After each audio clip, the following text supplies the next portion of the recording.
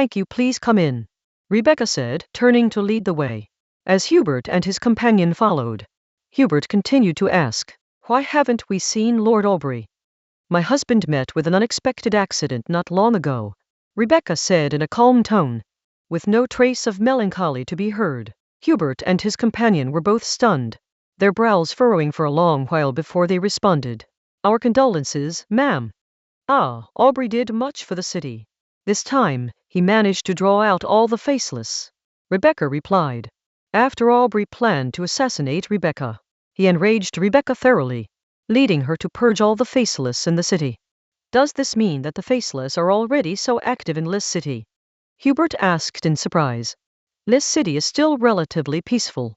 No major disturbances have occurred," Rebecca responded. As they chatted during their walk, they arrived at the city lord's mansion. Before entering the mansion, Hubert beckoned a dark-haired and dark-eyed attendant and whispered to him. Then, the dark-haired attendant led the team of cavalrymen to the rest barracks. Hubert and Groot followed Rebecca into the city lord's mansion. Before night fell, Fang Hao used the teleportation light curtain to return to Lis City. Today, Rebecca told him through the sound-transmitting shell that the representatives of the Federation had arrived in Lis City. At the banquet that night, Fang Hao needed to appear in his capacity as city lord to prevent the federal conference from interfering with Lis City. In the room, Angia helped Fang Hao change into a stately noble dress. With his upright posture and handsome appearance, Angia kept praising how good he looked. Tweak squeak. Suddenly, there was the sound of a mouse coming from beneath the wardrobe. A mouse. Angia raised her hand to slap, but Fang Hao stopped her. He explained, "Don't be in a hurry. This is the cranial rat that traded information with me last time." Under the wardrobe, a mouse, with protruding eyes, two white-furred cranial rats, held a folded message together. Fang Hao bent over to pick it up, and the mouse turned his head and burrowed back into the wardrobe, disappearing from sight. He opened the letter, and on it was written information concerning Adeline. This was the information Fang Hao got by exchanging it with Filthy Blood. There were 2 pieces of information in the intelligence. Rebecca began investigating based on Adeline's appearance and name, and half a month ago, she entered Lis City as a relative of a merchant. The church's records show that Adeline was a priestess managing the church's orphanage 52 years ago. The orphanage was later attacked by a monster, and Adeline died during the attack. The mention of the orphanage made Fang Hao immediately think of the orphanage he had explored before. In the dilapidated basement, they found a 7-level fear devourer made up of lumps of flesh with countless mouths and eyes piled together. The fear devourer they encountered, its intelligence resembled that of a group of children who had not yet matured.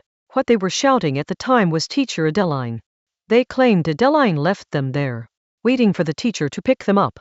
It appears that these two, Adeline and the teacher, are very likely the same person. Thinking back now, Lis City alone wouldn't need to employ a hero of Adeline's level to kill Rebecca. The key issue may not be Lis City. After all, even the Faceless wouldn't have known about Fang Hao's specific capabilities before he got involved. It's highly likely that the main goal was to retrieve the fear devourers. After all, they'd been raised for decades and had gained a certain level of power. There was also the demon doll and Pope's arm that he had found in the secret room. Alas, she didn't expect the situation to change so dramatically once Fang Hao got involved. Even if she had known about Fang Hao's involvement, she couldn't have anticipated a Transmigrator would have dark gold and orange heroes. What does it say? Angia curiously asked while draping her arm over Fang Hao's shoulder. Information about Adeline, Fang Hao responded. Who's Adeline? She's the one from the last banquet. The one with the big wings who fought Rolana from the ground to the sky. Fang Hao explained. Oh, who's she? The information may not be accurate. 52 years ago she was a priestess of the church, then joined the demons and is now a faceless, said Fang Hao, folding the letter and storing it. 52 years ago, huh? How is she still so young? Angia questioned, surprised. It must be the power of the demons. Can I learn it too? I want to stay young. Who would you learn from? I don't know how.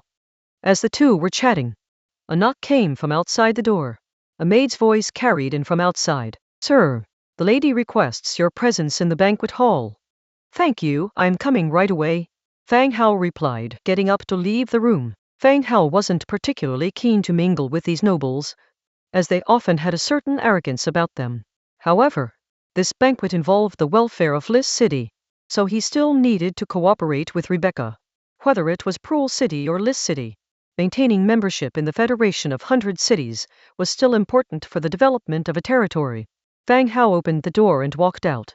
Outside, Aseti, Demetrija, and several Lionheart Knights followed Fang Hao towards the banquet hall. The banquet hall of the city lord's mansion was still under renovation. This banquet was held in an adjacent temporary hall. Fang Hao hadn't arrived yet, but at present, the dinner table was already filled with people. Hubert, Kroot, along with a black-haired transmigrator in Hubert's service, and a few bodyguards.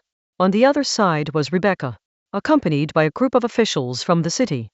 Madam Rebecca, there have been rumors that Liss City is not letting the local merchants leave the city.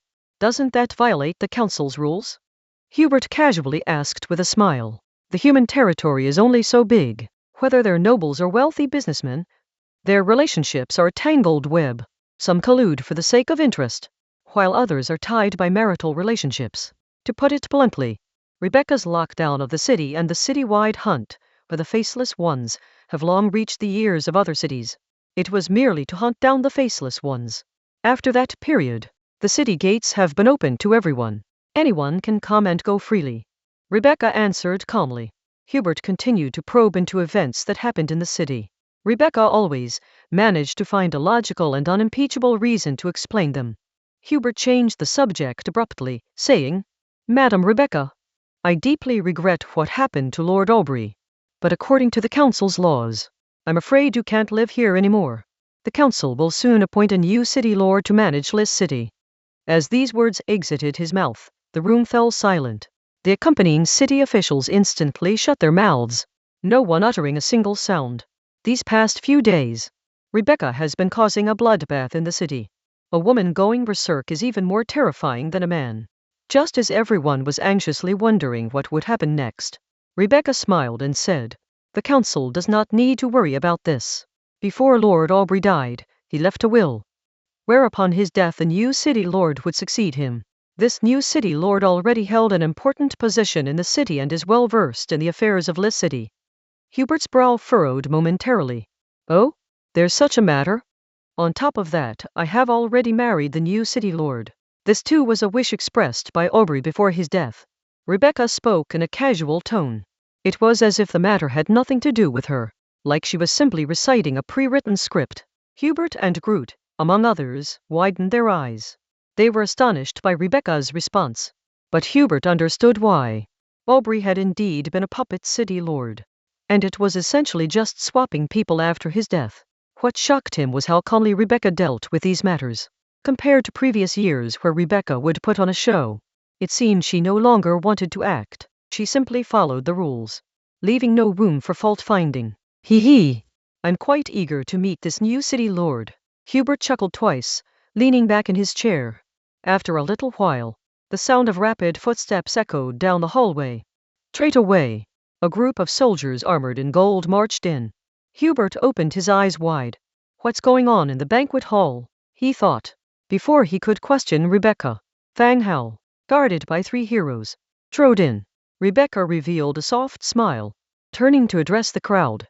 Mr. Hubert, Mr. Groot, this is my husband, and the current city lord of Liss City, Fang Hao. Clang. Hearing this name, the black-haired attendant sitting next to Hubert suddenly stiffened. His wine glass dropped onto the table, blattering scarlet fruit wine in all directions. Clang. The black-haired man's unusual behavior drew the attention of everyone around him, instantly stealing the limelight from the grand appearance of the new city lord. Startled by the sound beside him, Hubert frowned and asked in a low voice, What is the matter? Nothing serious, sir. I will tell you after we go back, the black-haired man replied in a low voice. Hubert nodded. As he turned back, Rebecca affectionately wrapped her arm around Fang Hao's arm and introduced, This is Mr. Hubert, the representative of the Nasir City Council from the 100 Cities Federation. Nice to meet you, Mr. Hubert, Fang Hao said with a smile. A transmigrator? Hearing Rebecca's introduction, Hubert and his entourage all turned their attention to Fang Hao. They had speculated about many people who could be the new city lord. The nobles in the city, or wealthy merchants who could provide large sums of money. With Rebecca's maturity and beauty, it wasn't difficult at all for her to find a powerful husband, but they never could have guessed that the person who appeared before them was a young transmigrator. Seeing how affectionately Rebecca was hanging on the young man, jealousy surged in everyone's hearts. If the news of Aubrey's death had been announced earlier, probably, men from all cities would have rushed to Liz City to pursue Rebecca. At this point, everyone had arrived, and the servants began to serve the exquisite food. The table, 3 meters long, was laden with sumptuous dishes. Hubert cut a piece of beef with his knife and fork while saying softly, "City Lord Fang Hao is really young. You're a transmigrator, aren't you?" Fang Hao didn't hide anything and played along. "Yes, that's what they call us."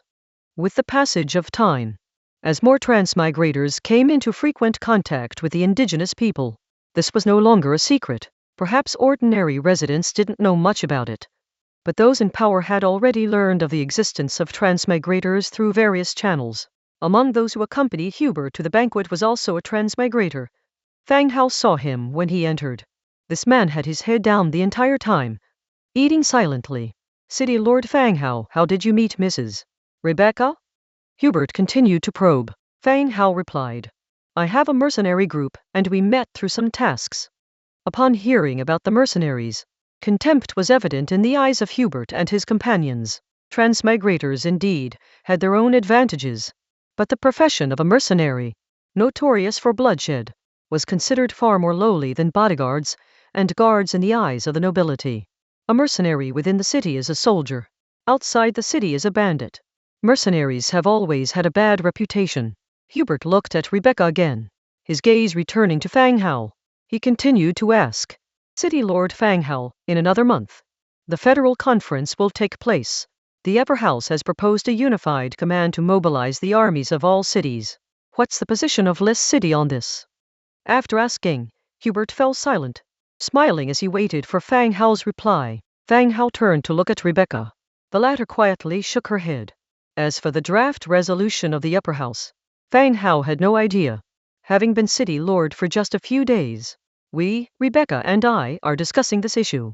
Once we've made a decision, we'll announce our position at this year's conference," said Fang Hao, taking a bite of the steak he had just cut. The agreement between Fang Hao and Rebecca was that she would handle affairs in Liz City, as long as the decisions didn't contradict their territory's development plans. He wouldn't intervene. In case of discrepancies, the two would discuss it privately and arrive at a more prudent decision. As for the federal conference, Fang Hao wasn't well acquainted with such matters. Particularly, power struggles among the nobility were beyond his understanding and enthusiasm. Therefore, Rebecca would handle conference affairs, and he would provide necessary support. Hubert continued to ask several more questions afterwards. Fang Hao's answers were rather nonchalant, practically echoing the same things. The conversation died off. Hubert, unable to find more topics to discuss with Fang Hao, started talking with Rebecca again. Fang Hao, now left alone, quietly enjoyed his meal, eagerly waiting for the banquet to end so he could go back and rest. Just then, Groot, seated beside Hubert, picked up his wine glass and stood up. His hand was adorned with gemstone rings that dazzled the eyes. Groot Marshall was from a well-known family in the Federation and was responsible for the family's business operations. He and Hubert had long been friends, and they came to Liz City together this time. This was his first visit to Liz City, and he was amazed by Rebecca's beauty when he saw her.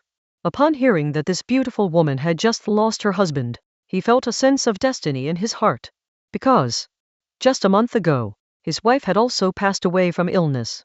His wealth allowed him to have any woman he wanted, but none could compare to Rebecca.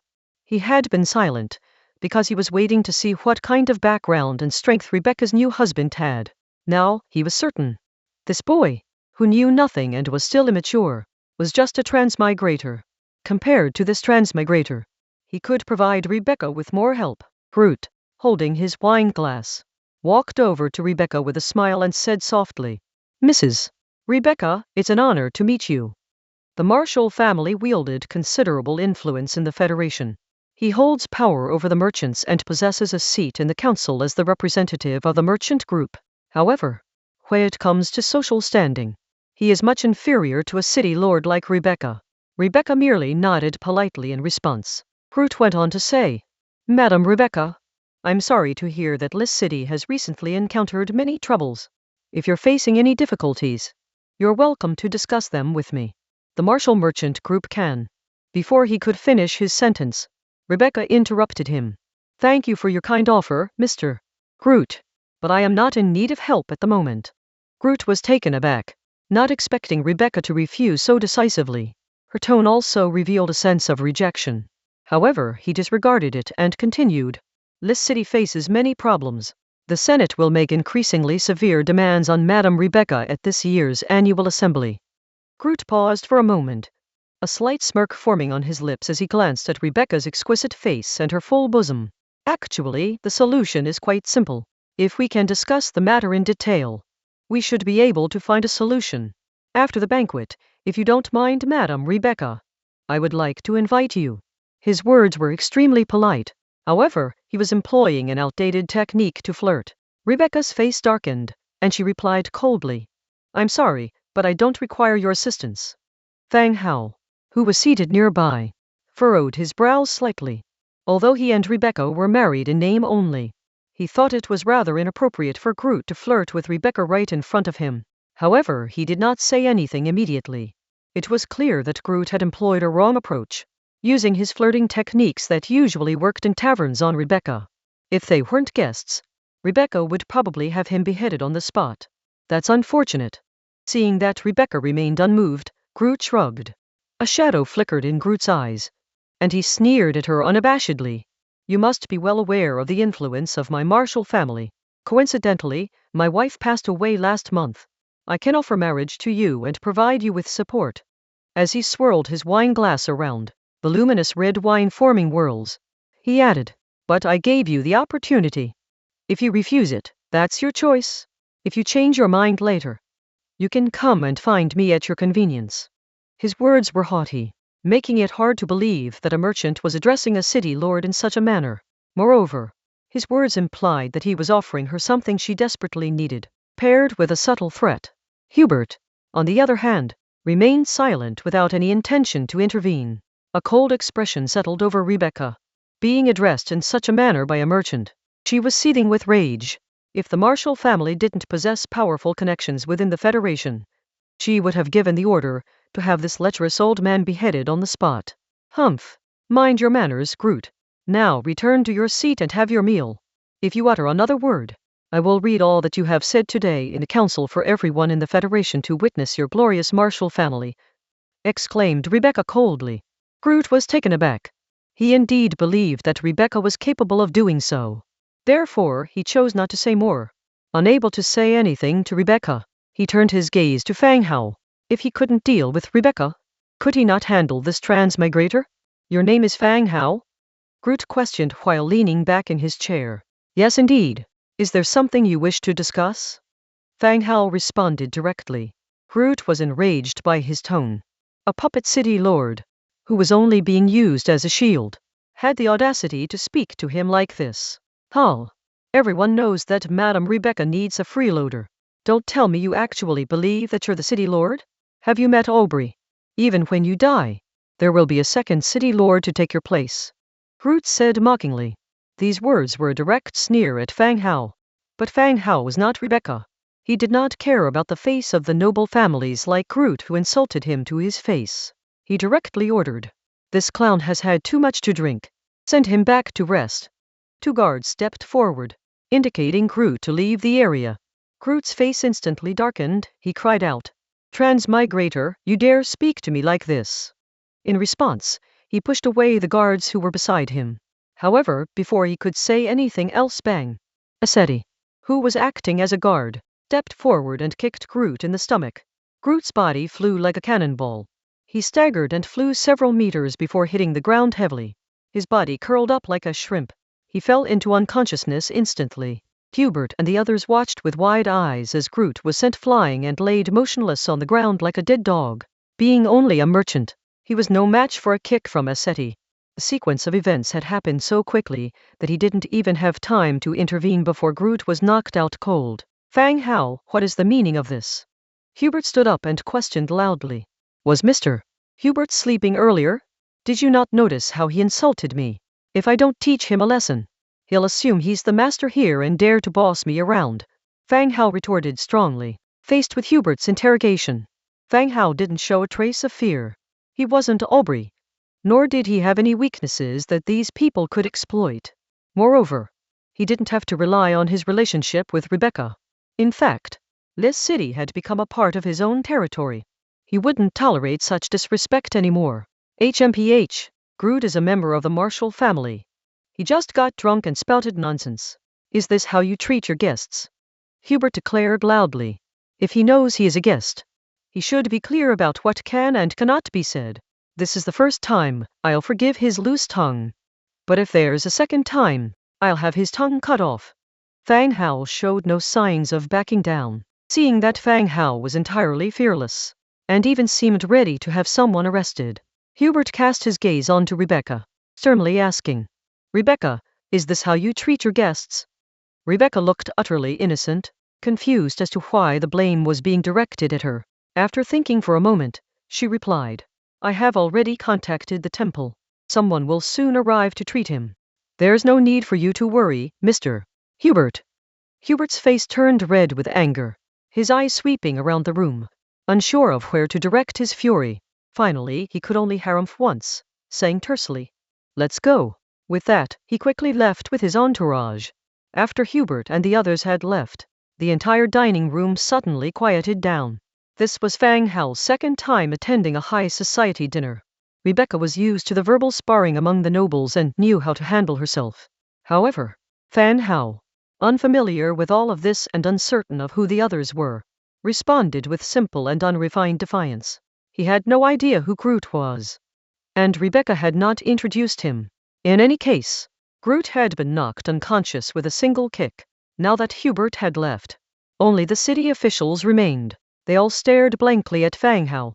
They all felt that this new city lord was very different from Aubrey. Why are you looking at me? Eat, don't let those guys ruin everyone's mood. Don't waste the food. Fang Hao signaled everyone to continue eating. Everyone looked at Rebecca. The latter nodded. The banquet continues, don't mind them. Hearing Rebecca's words, everyone resumed their activities, chatting and continuing with the banquet. In a room, the temple's adjunct priest surveyed Groot. After taking a potion, Groot was in no danger. He was just unconscious, yet to wake up. After the adjunct priest finished examining Groot, he left the room, accompanied by Hubert. Wang Dongsu, the transmigrator with black hair, stepped into the room and respectfully stood to one side. That Fang Hao is a transmigrator as well. Do you know him? Hubert asked in a grim tone. Hubert usually had two individuals by his side, a guard, and the transmigrator standing before him. Wang Dongsu.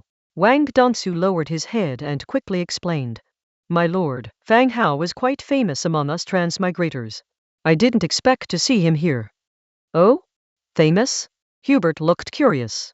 Yes, very famous. Among us transmigrators, one could say that he ranks first. He has killed many transmigrators by himself in just half a month. Nobody dares to provoke him. Wang Dongsu promptly explained. Transmigrators usually came in groups. Some might have secretly killed other transmigrators. However, in the channel, Fang Hao wielded significant deterrent power. Whether it was Lai Teng, who was beheaded at the very beginning, or Yu Tanpeng, the alliance hierarch of Tanpeng Alliance, all had left a deep impression on everyone. This was why he felt tense when he heard Wang Dongsu mention Fang Hao's name. HMPH, a mere transmigrator. If he can rank first, he must have been entangled with Rebecca for a long time. Aubrey was likely killed by both of them. Hubert snorted. He had visited Wang Dongsu City, and it was but a small city with only a few hundred people. Although transmigrators possessed abilities that were truly incredible, their foundations were still too shallow and simply couldn't compare to his own. As for Fang Hao being known as the top-rank transmigrator, it was now clear that this was due to Rebecca's support. This city was a city with a solid foundation. To support a pretty boy that she fancied was not a big deal for Rebecca. Even though Wang Dongsu didn't agree with Hubert's words, he didn't dare to refute him outright. After all, he was dependent on Hubert and had no say in the matter. After thinking for a moment, he continued. Mr. Hubert, there is something else I need to say. Say it. The lizardman beside Fang Hao and the person who attacked Mr. Groot are both orange-ranked heroes. The bodyguards with them were all Lionheart Knights of the 8th rank, Wang Dongsu said cautiously. Upon hearing this, Hubert's eyes widened in shock. The reason why he allowed Wang Dongsu to follow him wasn't because of his bravery or strategy, but the special abilities he possessed as a transmigrator. He could see the job class and tier of a target, and he could also create various items. These were the reasons why he brought Wang Dongsu with him. Initially, he thought that Rebecca had also seen the benefit in having a transmigrator like Fang Hao with a physical stature that was certainly easy on the eyes. Hence they were together. But hearing that Fang Hao had 2 orange-ranked heroes and an 8th rank bodyguard team, it was simply impossible. Are you sure you're not mistaken? Hubert asked, not quite believing Wang Dongsu's words. My lord, I would not mistake such things, Wang Dongsu assured earnestly. Hubert fell silent, his fingers rhythmically tapping the armrest of his chair. After a while, he asked, These guardians are Fang Hao's subordinates? This I cannot guarantee. I am guessing, even if Fang Hao is powerful, he couldn't possibly have 2 orange-ranked heroes. Could it be that the female city lord is backing him? Wang Dongsu cautiously suggested. Although Fang Hao was powerful, and seeing Fang Hao had made him tense, he did not think that Fang Hao's power had reached such an extent. 2 orange-ranked heroes. This was already beyond comprehension. Hubert remained silent for a long time. He muttered under his breath. I'm intrigued to see what secrets this city is hiding that I'm not aware of. The old men of the council might find it of interest. He stood up again. Addressing Wang Dongsu, he said, Arrange for someone to take good care of Groot. I am going to see what Rebecca is up to. As the banquet was drawing to a close, Hubert returned with a cheerful grin on his face. He took his original seat and chatted intermittently with Rebecca. After finishing his meal, Fang Hao left the banquet directly and returned to his room. His task was done. Upon arriving at his room, he changed into comfortable clothes. Sitting at the desk, he picked up a pen and began to write. After finishing, he folded the paper and took out a bone bell, gently shaking it twice. Squeak squeak. Before long, sparse noises could be heard from behind the wardrobe. A cranial rat emerged, staring intently at Fang Hao with its big eyes. Fang Hao handed the paper to it. The cranial rat took the paper in its mouth, turned around, and disappeared back behind the wardrobe. The message on the paper was simple: to keep a close watch on Hubert and his cohort, and to relay any unusual sightings or meetings in the city. This was to prevent these malicious individuals from causing any unknown problems in the city. This city had just finished clearing out the faceless, and the residents had not yet managed to relax from the tense atmosphere. If these people caused any more trouble, the situation would become severe. The room in the city lord's mansion was very quiet, unlike his previous residence, where he could hear footsteps from the street below. The sky outside the window was gradually darkening. The voices of the guards could be heard from outside the door. Sir, Lady Rebecca is here. Let her in. The door opened, and Rebecca walked in. She took a seat to the side and grumbled. This is my city lord's mansion. Now I need to report to see you? That's not right, even if it's your place. This is the room where I stay. You can't just walk in whenever you want. Fang Hao immediately responded. Why do you always have so much to say? Rebecca shot him a look. Hubert came to find you again. Could it be that he's taken a fancy to you? Fang Hao teased. Rebecca glanced at him and said, Hubert hasn't taken a liking to me, but it seems he's quite interested in you. He mentioned you several times, and rumor has it he doesn't discriminate between males and females. You better be careful. Fang Hao was stunned. This Hubert, he couldn't be that twisted, could he? Thinking it over carefully, he immediately understood why Hubert had returned and started inquiring about him. Fang Hao explained. It's not surprising. Hubert has a transmigrator with him, and after he returned, he must have mentioned some things about me, which aroused Hubert's interest. The problem was not difficult to deduce. Pulling all the information together made it clear. When the transmigrator at Hubert's side smashed a wine glass on the dining table, it had attracted his attention. At that time, he had surmised that some of his information would reach Hubert's ears, but it would be limited to what the transmigrators in the channel knew. The hidden information was unknown to those transmigrators. Do you know each other? Rebecca was curious. It seemed as if the transmigrators had a way of keeping connected. Otherwise, how would they know so much about each other? We don't know each other. But I'm somewhat famous among transmigrators. And they basically all know me. So when he heard my name, he quickly associated it with my information. Fang Hao continued explaining. It seems that even if your information got out, it wouldn't pose much of a threat to you. Yes. Fang Hao nodded. Hearing this response, Rebecca pursed her lips. He responded with such confidence. The room fell into a brief silence. Fang Hao suddenly remembered Hubert had asked him about the council during dinner.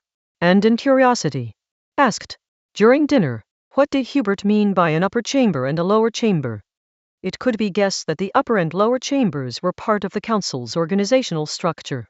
But he didn't really understand what it meant, nor had he heard anyone mention it. Now was a good time to ask Rebecca. Rebecca replied directly. Before the establishment of the council, the decision-making of human city-states was each to their own, and collaboration was achieved through mutual discussion. At that time, humans were weak, and they suffered severe losses in battles with other races.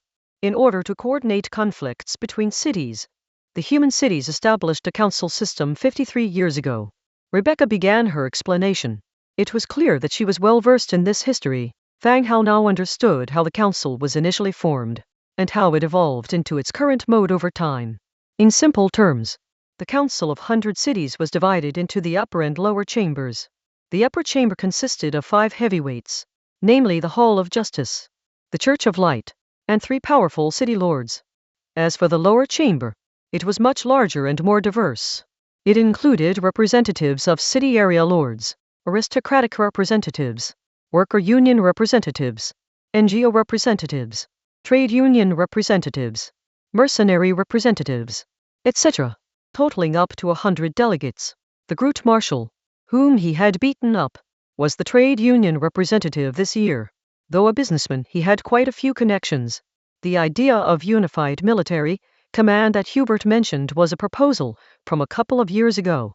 The goal was to legalize the council's power to mobilize the military forces of different cities, thereby increasing the effectiveness of a unified military command. This issue has been at a deadlock, as it would impact the influence of various city lords, and contradicts the clause in the agreement, which prohibits interference in the affairs of individual cities. In reality, it was a ploy devised by some people wanting to gain better control over the military forces of various cities. Oh, how do you plan on dealing with this matter of unifying the military? Fang Hao continued to ask. No city lord will agree to this proposal unless the Senate gives them some secret promise. No one will agree to divide the command of the troops in their hands. At least I won't agree. Rebecca directly clarified her stance. The parliament proposing this draft means to gradually control the command of the troops in each city. All city lords understand this naturally and naturally will not agree. Of course, the energy of the Senate is still huge. Even though this draft cannot be passed, it cannot be directly rejected either. So it is being delayed day by day. Every year it is brought up. Every year it's delayed for various reasons. Oh, so that's how it is. Fang Hao nodded, indicating he understood. Fang Hao didn't quite understand these issues, nor could he provide any suggestions. As long as Rebecca confirmed she would not hand over command of the troops, that's good enough. He would not allow the troops of the subsidiary cities to be controlled by others. The two chatted, and time passed bit by bit. At 10 o'clock in the evening, Rebecca still had no plans to leave. Although the two publicly claimed to be husband and wife, they hadn't progressed to the stage of living together yet. Are you planning to stay? Fang Hao asked directly. Rebecca's face turned slightly red and said, I want to stay a little longer at least. Hubert is quite curious about our relationship. Fang Hao understood Rebecca's meaning. It was all about playing the long game. Hubert had expressed curiosity about Fang Hao's identity. Even if the identity Fang Hao was posing as was just a puppet city lord, their status as husband and wife must not be detected by others.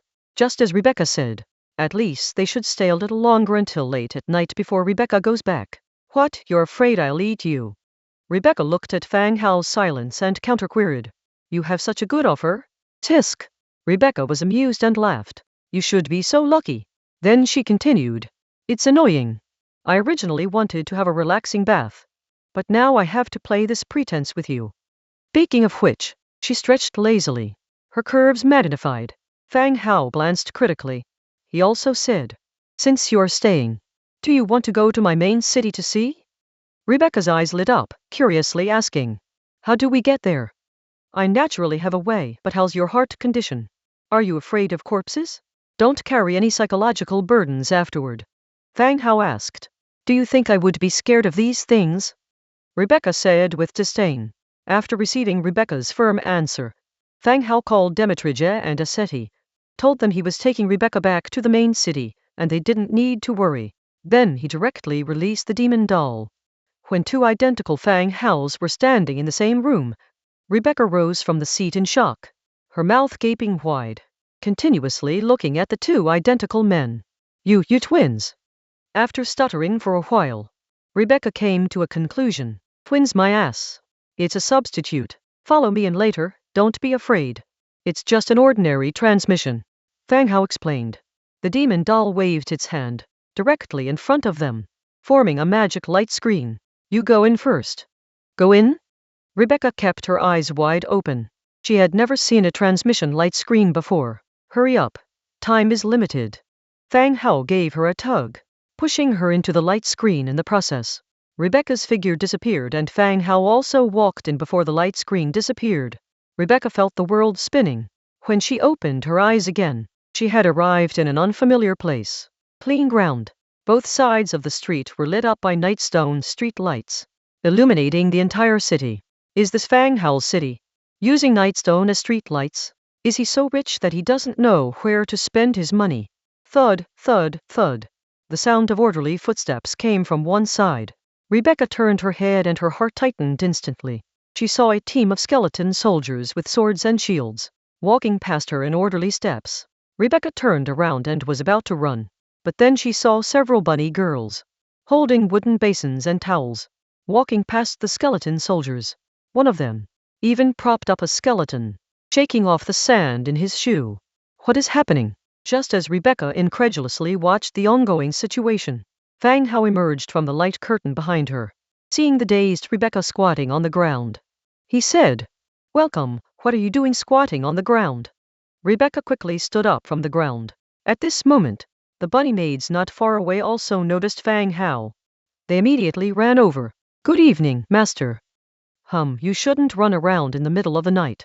You might get cold. Fang Hao spoke to the maids.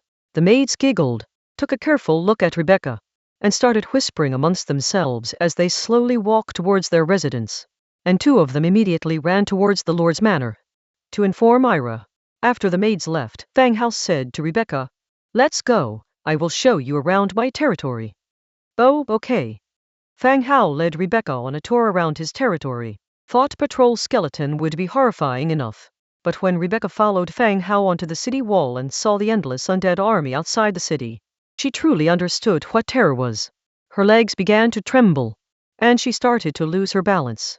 Fang Hao steadied her and explained, this is what I wanted to tell you.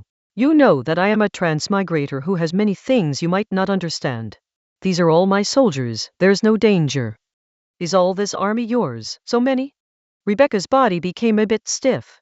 It was clear that Fang Hao had taken human soldiers with him. So why were there so many undead here? Rolana might not have explained it to you clearly. In my territory, there are humans, orcs, undead, dwarves, and trolls living here in peace.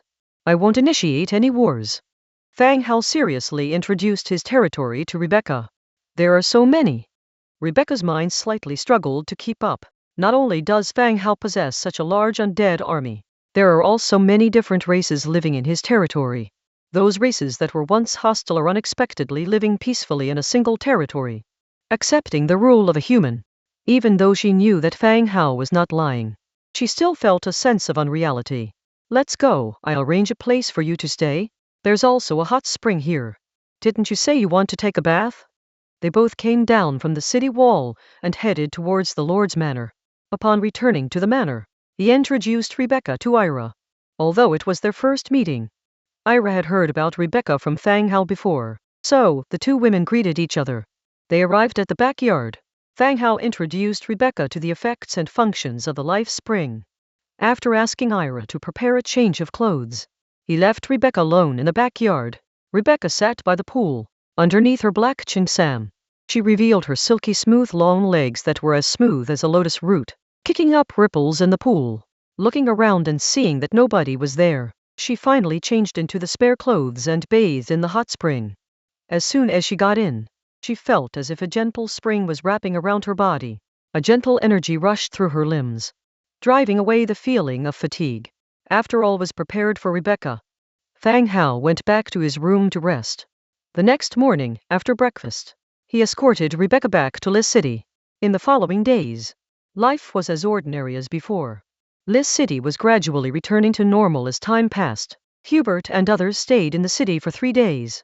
Groot, who was knocked unconscious by Aseti's kick, was almost recovered. After venting his anger in his room, he decided to leave Lis City, not wanting to stay there for even a moment longer. Lord Hubert, the carriage is ready. We can set off. A guard stood outside the door and said, "Okay, noted," Hubert replied. Just as he was about to open the door with his things, the sound-transmitting shell in his hand suddenly made a noise indicating a message. Hubert took out the shell from the package and put it to his ear. As the sound came from the shell, Hubert's face gradually turned serious, and his eyebrows furrowed. He pushed open the door and told the guard, "Let's go to the temple." Hubert, along with a group of guards, made his way directly to the temple via the street. There were many pedestrians on the street, who gave way when they saw Hubert's large entourage. They ascended the stone steps, and directly entered the temple. However, upon seeing that only the statue of the goddess of harvest was on the high platform, and that the statue of the god of light had been moved to a side, Hubert's eyebrows immediately furrowed. He was not a devout believer, but the church still held an important position in the human federation. Moreover, the church was a member of the upper house with considerable decision-making power.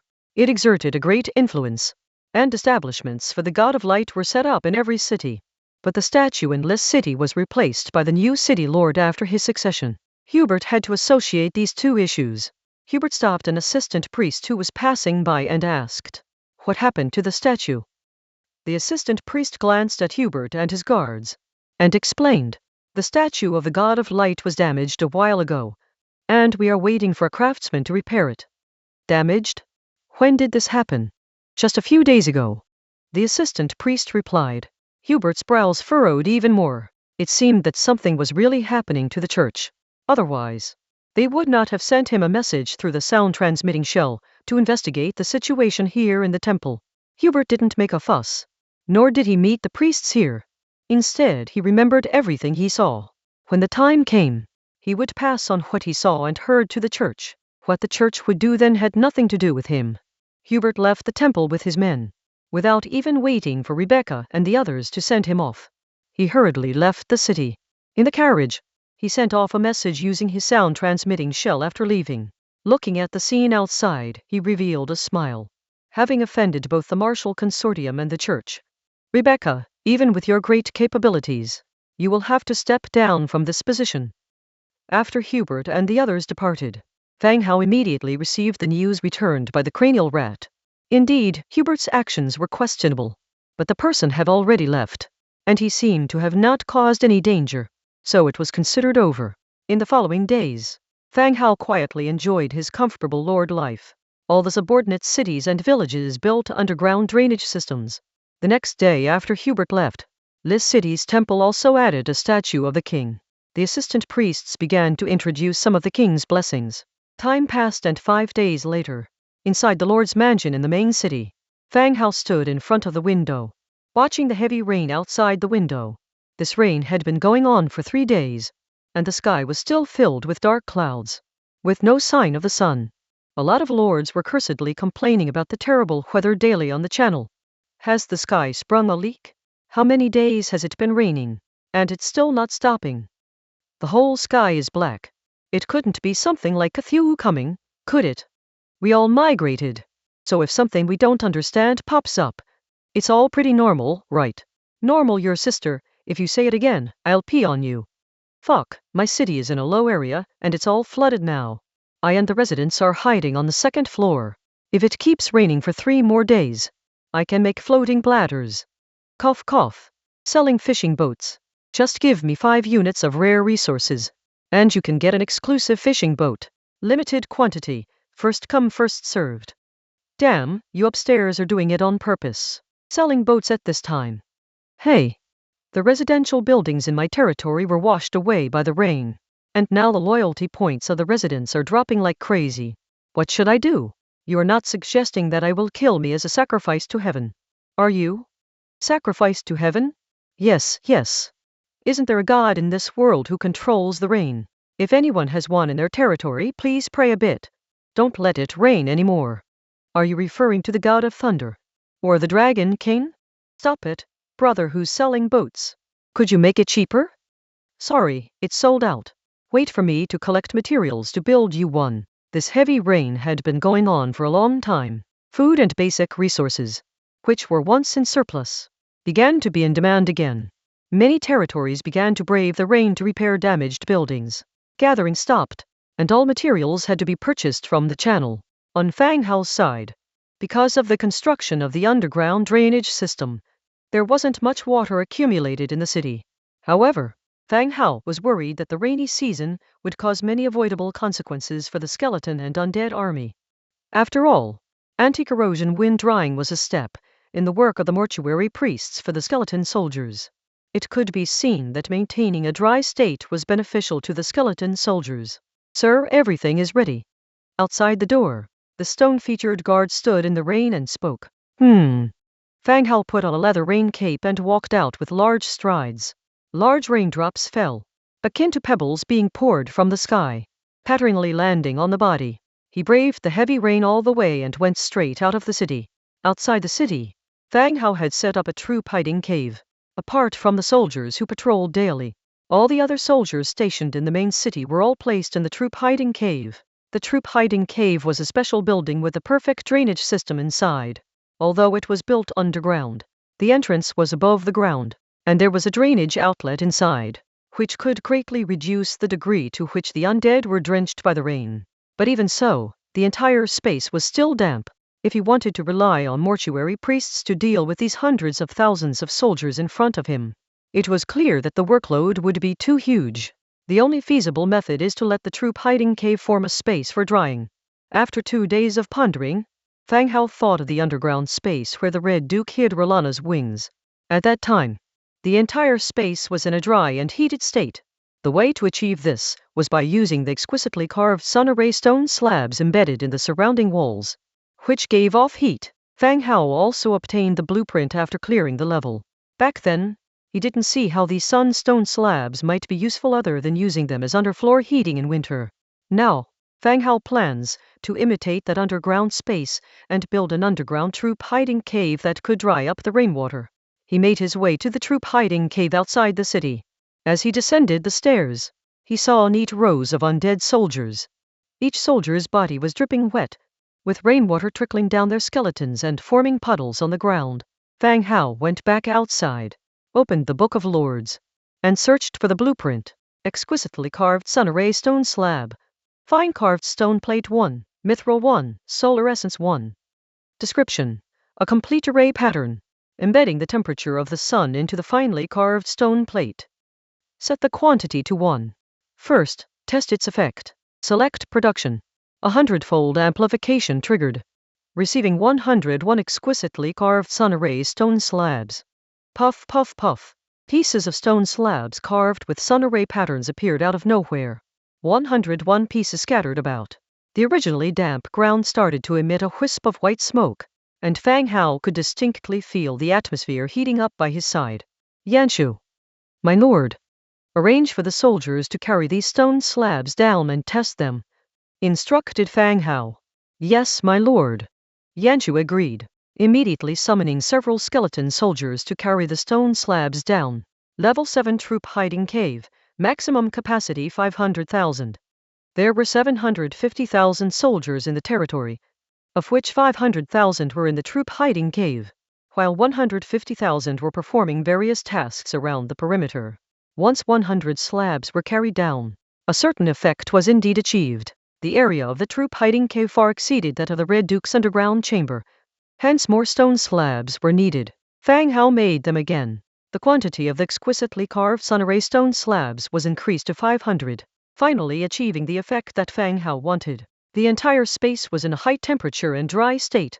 In the future, Yanshu only needed to rotate the patrolling soldiers to ensure they stay dry. Yanshu began to command the soldiers to place the stone slabs in the troop hiding cave. Fang Hao, wearing a raincoat, proceeded to a nearby open space and made a lot of exquisitely carved sun-array stone slabs. He called over Demetrija and Meatfist, among other heroes, and had them ride bone dragons to deliver the sunstone slabs to the territories where the undead soldiers were stationed. In this way, he wanted to prevent damage to the undead from the damp weather. As for Dong Jiayu and Kong Yang, he traded the stone slabs to them via the trade channel, and then the two of them delivered them to the skeleton heroes. In short, the goal was to minimize the damage that this kind of weather could do to the skeleton soldiers. After arranging everything, only then did Fang Hao return to the Lord's manor. Upon entering his room, Ira helped him change out of his wet clothes. Ira, there are some sunstone slabs outside the door. Have the maids each take one. It's cold outside. Everyone don't catch a cold, Fang Hao told Ira. Oh, okay, master. Ira immediately relayed the order. The maids ran over quickly, picked up the sunstone slabs, and carried them back to their own quarters. Fang Hao's situation here was much better than others. Even the maids' quarters had installed glass windows, which could greatly block the rainwater and cold air. With the addition of the current sunstone slabs to withstand the autumn temperature, there was absolutely no problem. More than that, the maids' work had also come to a halt these past few days. With such heavy rain, there was no way they could work even if they wanted to. After having lunch, Fang Hao lay down on the bed with his head resting on Ira's slender thigh, watching everyone chat in the regional channel. In this kind of weather, there was nothing to do. They could only chat together to pass the boring time. Bang, bang, bang. At that moment, there was a sudden knock on the door. A maid's voice came. Master, Lord Nisbet is waiting for you in the hall.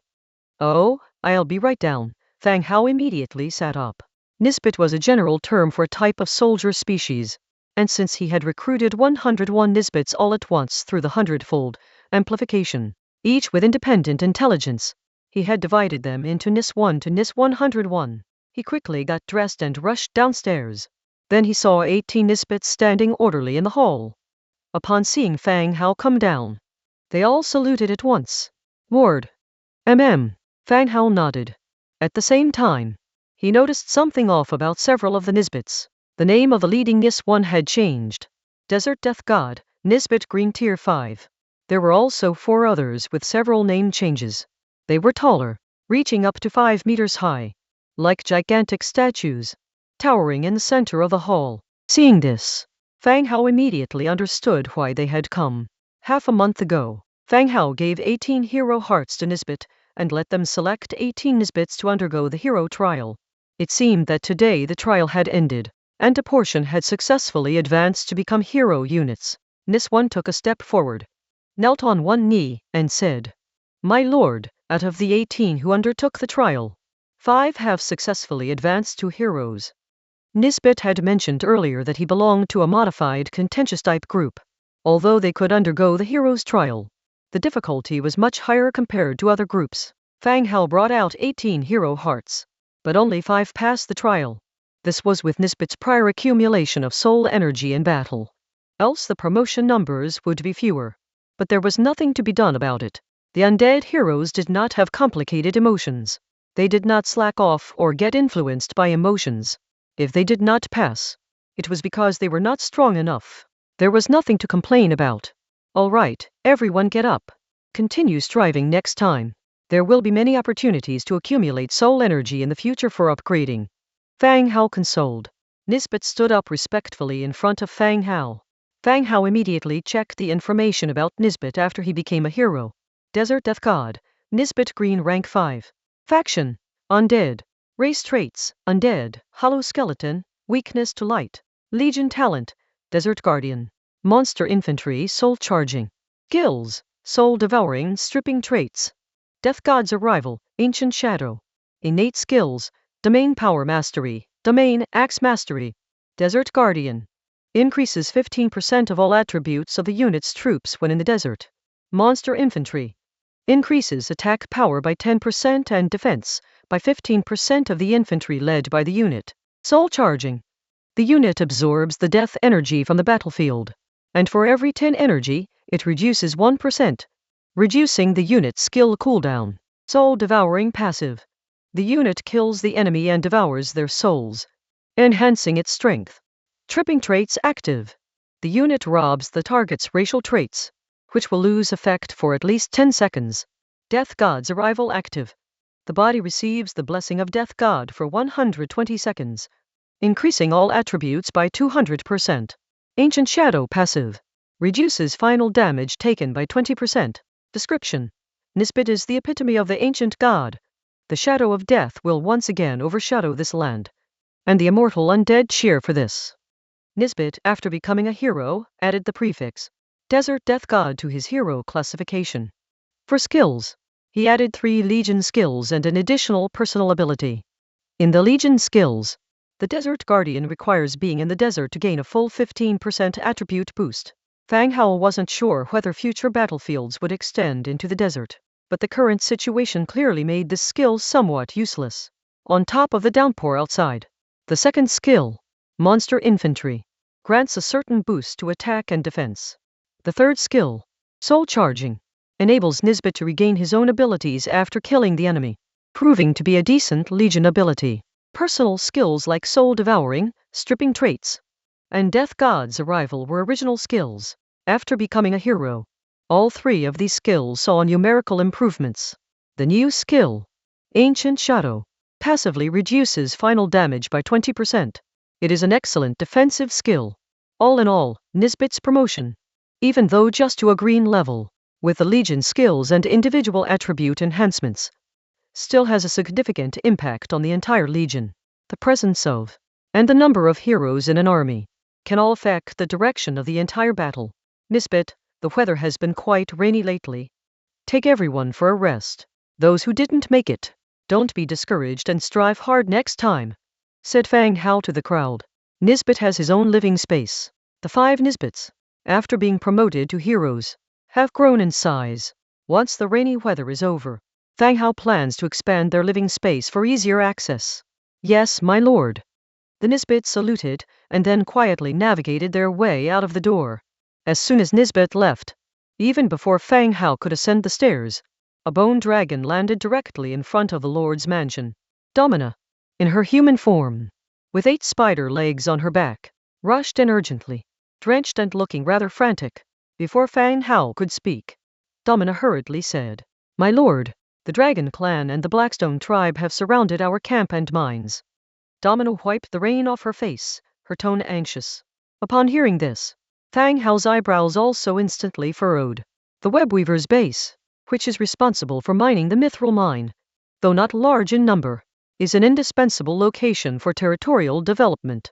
Now, the Dragon Clan and the Blackstone tribe have encircled the base and the mine. This is not good news. Why don't you sit down and take it slowly? Fang Hao gestured for Domina to sit and talk. Domina didn't sit down, but continued speaking. Lord, they somehow found out about our last treasure cave operation. A few days ago, the Blackstone tribe surrounded us, demanding to know where we transported the treasure. Taking a deep breath, she continued, Lord, we didn't say anything, but they are running out of patience. Once the rain stops, they might attack the camp. Domina spoke very quickly, her anxiousness evident. Her story was also clear. The Blackstone tribe had found out about Fang Hao's theft of the treasure cave and had surrounded the Webweaver's camp. They've surrounded you? Yes. I managed to fly out and seek help from you only because they were caught off guard in this heavy rain, Domina said solemnly. The Dragon Clan aside, the Blackstone tribe was notorious in the nearby area. No matter if it was other tribes or fellow orcs, those living near the Blackstone tribe have all suffered at their hands. Smaller tribes often choose to migrate quietly, but more tribes, targeted by the Blackstone tribe, couldn't even escape and continued to be oppressed. They could only seethe with anger but dared not voice it. Last time Fang Hao and the others, per the instructions from the Knoll Clan leader's map, found the treasure cave, they looted all the gold and silverware, gemstone crystals from inside. They left a message framing the Blackstone tribe on a stone pillar inside the cave. Later, the Dragon clan member went into battle with the Blackstone tribe and mediation had to be done by others. Unexpectedly, almost a month later, they somehow traced the scenario back to Domina. However, Domina's webweaver's camp was just a transit point. All the treasures have been transported back to Fang Hao.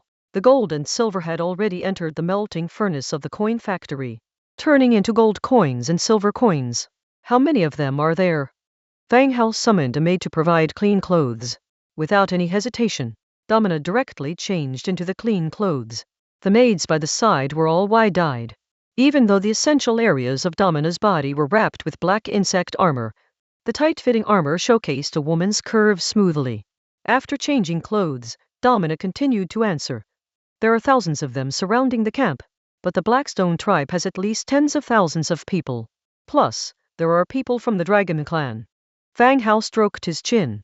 Tens of thousands of people were not a difficulty for him.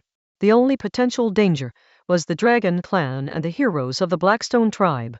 How many heroes does the Blackstone tribe have? Just as Domino was about to answer, a loud alarm bell was rung from outside the door. Fang Hao immediately stood up. The sounding of the alarm bell indicated that enemies have entered the territory's range, and the skeleton soldiers on standby have already begun attacking. We'll talk later. Enemies are approaching. Fang Hao led Domina out of the Lord's mansion, and Angia leaped from a second-floor window. Meanwhile, Demetrija, Aseti, and Nelson also headed towards the commotion from their respective residences. Without question, everyone saw that a substantial number of skeleton giant bats and bone dragons were already at battle with the enemy in the sky above the city's east gate. However, due to the multitude of skeleton giant bats and the darkness brought by the rainy weather, they couldn't discern what the enemy was. Let's go and check it out. Protected by the heroes and Nisbet, Fang Hao headed towards the eastern city gate. On the city wall, the orange hero Meatfist and blue hero Rockhead were already organizing the skeleton warriors in defense. But the main battlefield still happened in the sky. The mass of skeleton giant bats occupied the sky. As a result, the archers and defense towers on the ground found it challenging to attack, fearing that they might injure their own. Can you identify the enemy? Fang Hao led others to the city wall. Lord, they appear to be the Orcs Bat Knights. They seem to have followed her here. Meatfist glanced at Domina as he spoke. Meatfist and Rockhead were the commanders in charge of city defense. Just as Rockhead was instructing the skeletons to set up the troop hiding cave, Meatfist had observed Domina arriving on a bone dragon. In less than 5 minutes, these Orc air forces flew in from the same direction. It did not take much to deduce that the Orc air force was directly related to Domina. Upon hearing this, Domina's face turned pale. Lord, Before she could explain, Fang Hao immediately waved his hand to interrupt. No hurry, let's deal with the enemy first. After saying this, Fang Hao released the demon doll, spreading its giant bat wings, and flew into the sky. When he got closer, the enemy who was being pummeled by the skeleton giant bats was down to just one person. Fang Hao immediately ordered. They shouldn't kill everyone. The skeleton giant bat encasing the last person immediately dispersed. A half-dead orc fell from the sky. With a thud, he fell to the ground. The demon doll landed on the ground, allowing the soldiers to throw the scattered corpses into the conversion field. He took the relatively intact body and flew back. He landed in front of everyone, tossing the corpse on the ground. Demetrija squatted down to check. My lord, he's dead? He was too late after all.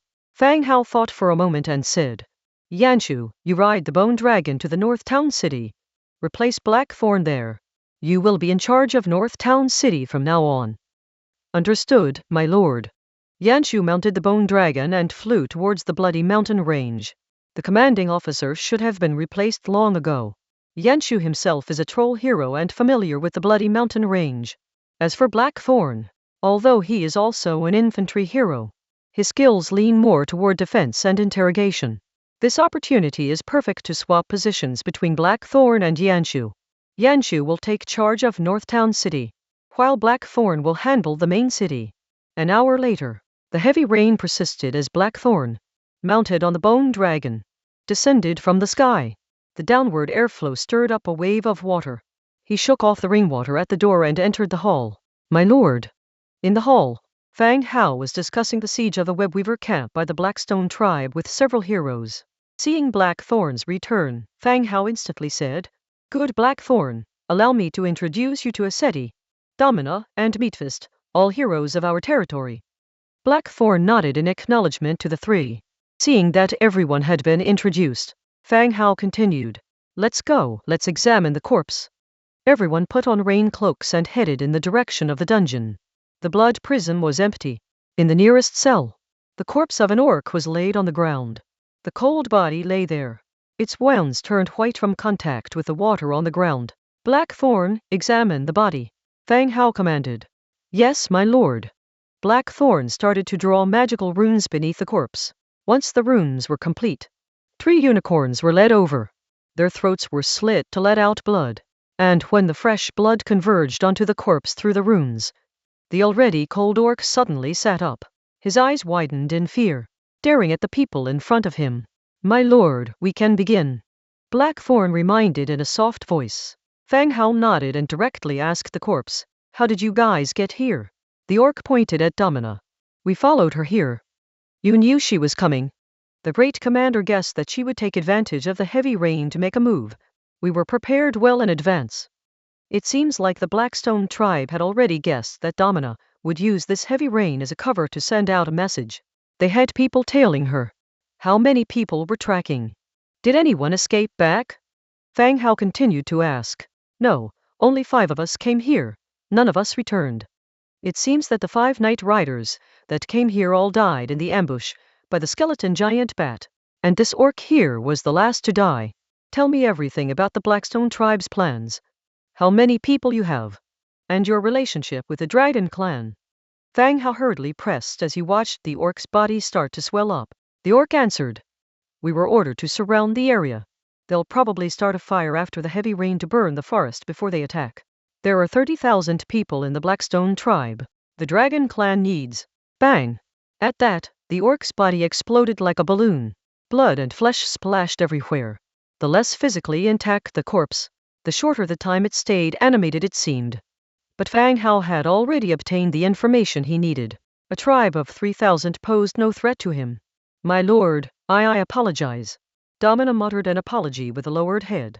Worried about the safety of her people, she had rushed to Fang Hao's side without realizing she was being followed by the orcs. As a hero, this kind of mistake was unacceptable. If Fang Hao hadn't deployed strong forces here and the news had been passed back to the Blackstone tribe, it would have given their enemies access to more of their own side's information. "All right, we'll talk about this later. Let's return and discuss the follow-up matters," Fang Hao said. They left the skeletons to clean up the scene and the group returned to the Lord's Hall.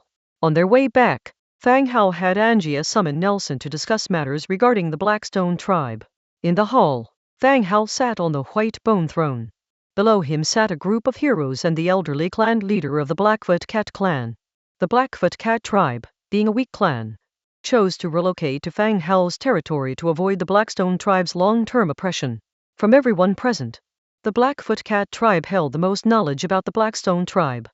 To kick things off, Fang Hao briefed everyone again about the situation involving the Blackstone tribe and the Webweaver camp.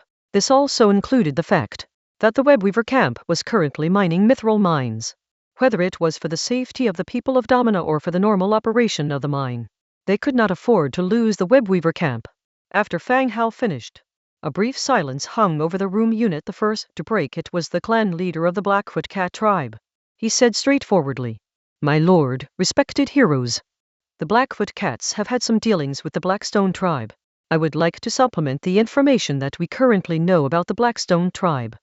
"Yes, go ahead, there's no need to stand. You can speak while sitting," Fang Hao said. "Yes, sir." The Blackfoot Cat clan leader, still standing, spoke out loudly. "The Lord mentioned that the Blackstone tribe has around 30,000 members, but I want to add that the Blackstone tribe can summon many smaller tribes in the surrounding area. Once war breaks out, their numbers will exceed this estimate, possibly even substantially." He looked around and continued, "Within the Blackstone tribe, there are 2 heroes, clan leader Andras and the great commander Mashak. Moreover, the Blackstone tribe has a close relationship with Orc city of Tasco." After finishing, The old clan leader again bowed and respectfully took his seat once more. He spoke in great detail, and everyone understood the implications of what he said. In the event of a battle, the manpower that the Blackstone tribe can mobilize is much greater than the 30,000 that they themselves had initially received as intelligence. This includes not only members of the Blackstone tribe, but also the small to medium-sized orc tribes that are attached to the Blackstone tribe. Perhaps the number of gathered personnel at that time would be more than 50,000. Secondly, the old clan leader mentioned the heroes of the Blackstone tribe, a total of 2 individuals, namely the clan leader and the great commander of the tribe. A tribe with 2 heroes is indeed quite formidable. However, even with 2 heroes, they pose no threat to Fang Hao. But the key point lies in the last sentence he mentioned. The Blackstone tribe has close ties with the orc city of Tasco. That is to say, if Fang Hao goes to war with them, it is very likely to escalate into a war with Tasco Orc City. Besides, currently, Bronze Bull is conducting trade dealings with Tasco Orc City. Each of them has established shops in the other's markets. The additional information provided by the old clan leader is crucial. Bronze Bull City is currently in a business partnership with Tasco Orc City. We need to pay attention to this point, said Fang Hao. Sir, we can't abandon the Webweaver camp, Domina warned urgently. Don't worry, I won't give up the Webweaver camp. Let's first hear what everyone else has to say. Fang Hao replied calmly, then turned to the others. Everyone, what are your thoughts? Aseti spoke straight away. Sir, all fair trades are built on equal strength. Occasionally showing off our weapons might actually smooth our cooperation. That seemed reasonable and also very in line with their current relations with the orcs. According to her attribute description, Aseti is a very fierce hero, known as the glory of the kingdom. She indeed has her unique reasoning. What about others? Sir, I am willing to lead the troops and crush the Blackstone tribe, Meatfist declared loudly. The other people also subsequently voiced their agreement to the fight. Looking around, the heroes assembled were all battle-oriented, clearly a faction eager for war. Fang Hao looked back at Nelson and quietly asked, Sir Nelson, do you think we can fight this battle? Nelson didn't hesitate much. He nodded. In trades with the orcs, showing our strength will make things simpler. It seemed that Nelson also agreed with this plan. All right, Domina, Nelson, said Fang Hao. Sir, the 2 of them stood. The 2 of you lead the army and set out in advance. Construct roads and bridges where necessary along the way, and ensure that the main forces have a route to the Webweaver camp. Outside, the rain had been pouring heavily for several days. If they were to march, they should first ensure that the roads are open. Yes, sir. The 2 of them loudly acknowledged the order. Outside, the rain was still falling. Even for the Undead army, marching under such weather was difficult. However, the Blackstone tribe was ready to attack. They didn't have much time. The Webweaver camp and the Mithril mine could not afford any mishaps. So even in the pouring rain, the army had to be deployed to the Webweaver camp. Fortunately, the skeleton army didn't have to worry about getting a cold, which was somewhat of an advantage. 2 heroes took their orders and marched out of the Lord's manor. Fang Hao continued to give orders. Meatfist, along with all of the Nisbets, prepare yourselves. Once I've recruited the forces, we will immediately set out for the Webweaver camp via Bronze Bull City. Yes, my lord. Meatfist and a group of Nisbets immediately responded. As for the other heroes, since they were living units, they would not only slow down the speed of the army, but also risk getting sick in the rainy weather.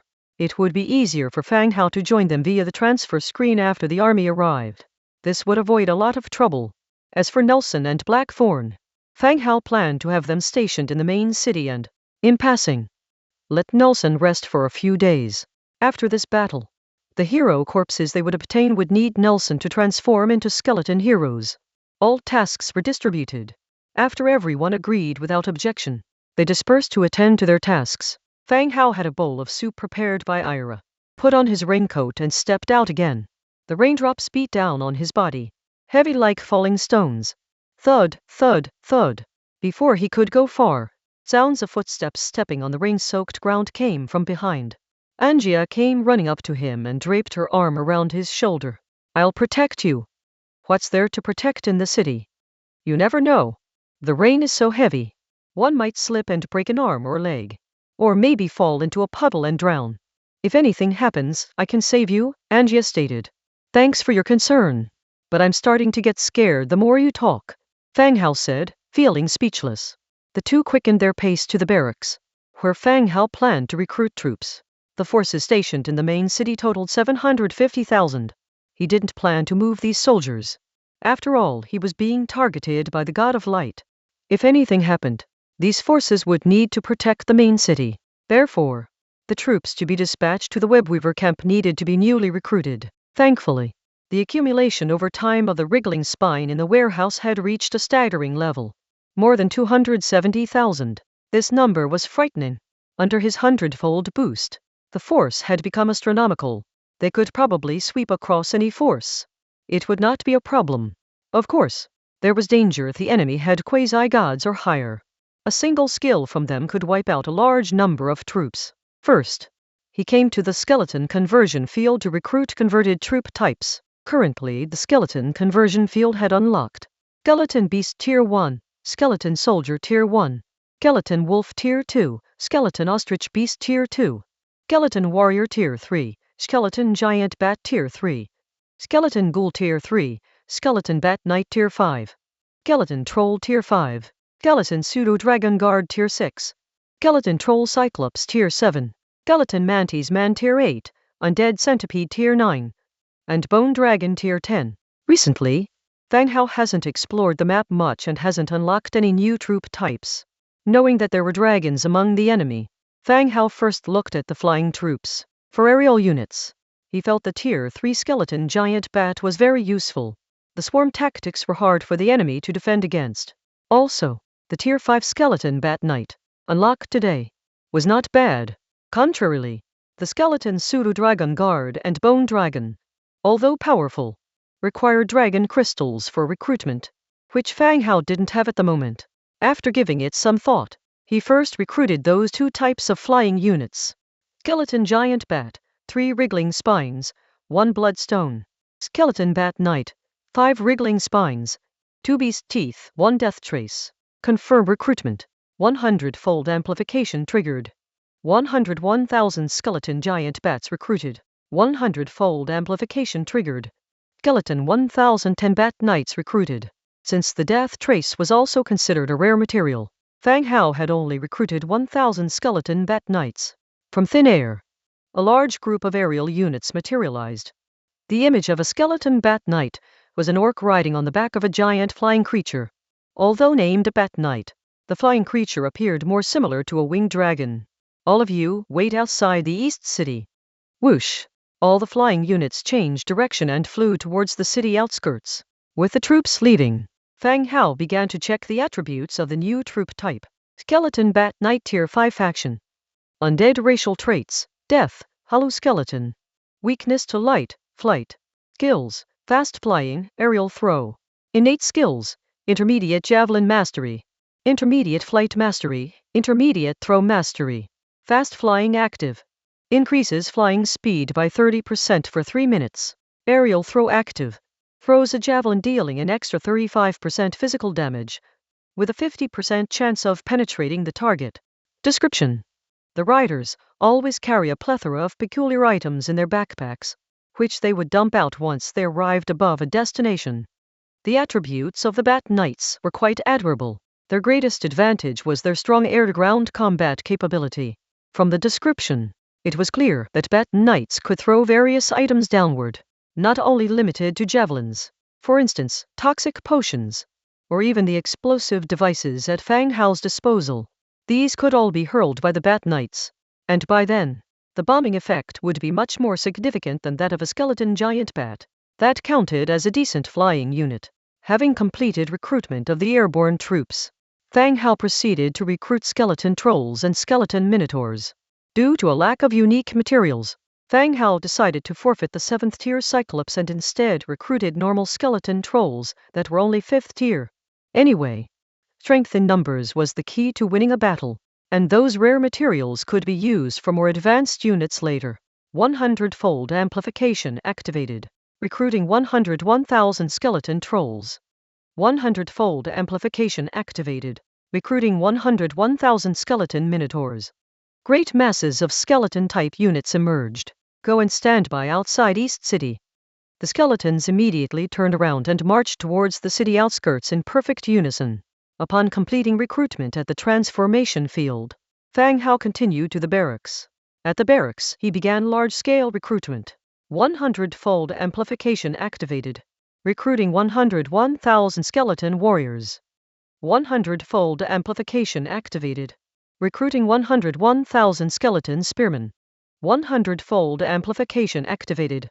Recruiting 101,000 skeleton archers. 100-fold amplification activated. Recruiting 101,000 undead mages. 100-fold amplification activated. Recruiting 101,000 Baron Tomb guards. 100-fold amplification activated. Recruiting 101,000 skeleton cavalry. Fang Hao didn't put too much thought into the type of troops he wanted to recruit. His military strength was multiple times that of the enemy. How he deployed his forces didn't matter now. As long as there were no significant oversights, he could overwhelm the enemy however he liked. Hence, Fang Hao recruited 100,000 of each kind. Batch after batch of skeleton soldiers appeared incessantly. According to the orders, they headed towards the city outskirts, standing in the rain in their respective troop types. The original forces stationed outside the city had all been placed inside the troop hiding cave. Now 900,000 more troops gathered, crowded as far as the eye could see. The incessant rain kept pouring down, washing over the skeletons' bodies. Having finished recruiting troops, Fang Hao continued to manufacture copious amounts of equipment. Mountains of weapons and armor were piling up. Meatfist and other leaders began to instruct the troops on equipping themselves. As they got ready for the final preparations, only when night fell, and the sky darkened even further, were the soldiers suited up and ready. After a few more words from Fang Hao, Meatfist raised his hand and immediately all the troops activated, heading towards the Web Weaver camp. The next day, early morning, Fang Hao sat up in bed, glanced at the time, 7:20 a.m. Normally at this time, the sun should already be out. Still, the outside world was dim. The thick clouds blocked out the sun, and the heavy rain continued to drone on. However, the rain was quite lighter compared to the past 2 days. It seemed like the rain would be letting up in a couple of days or so. Fang Hao opened the regional channel to check on everyone else's situation. As soon as he opened it, he saw a constant stream of information scrolling down. Being stuck inside due to the rain, everyone was just chatting. My city is turning into a bath, and the 4 city gates can hardly cope with the drainage. My soldiers and farmers are all cooped up with me in the manor. We eat, drink, sleep, and do our business here. It's disgusting. You're still lucky. On my side, many farmers have loyalty levels down to the 40s. I'm worried they might rebel. The weather is too cold. I want to buy hot pot ingredients to beat the cold. Fang Hao reviewed the situation.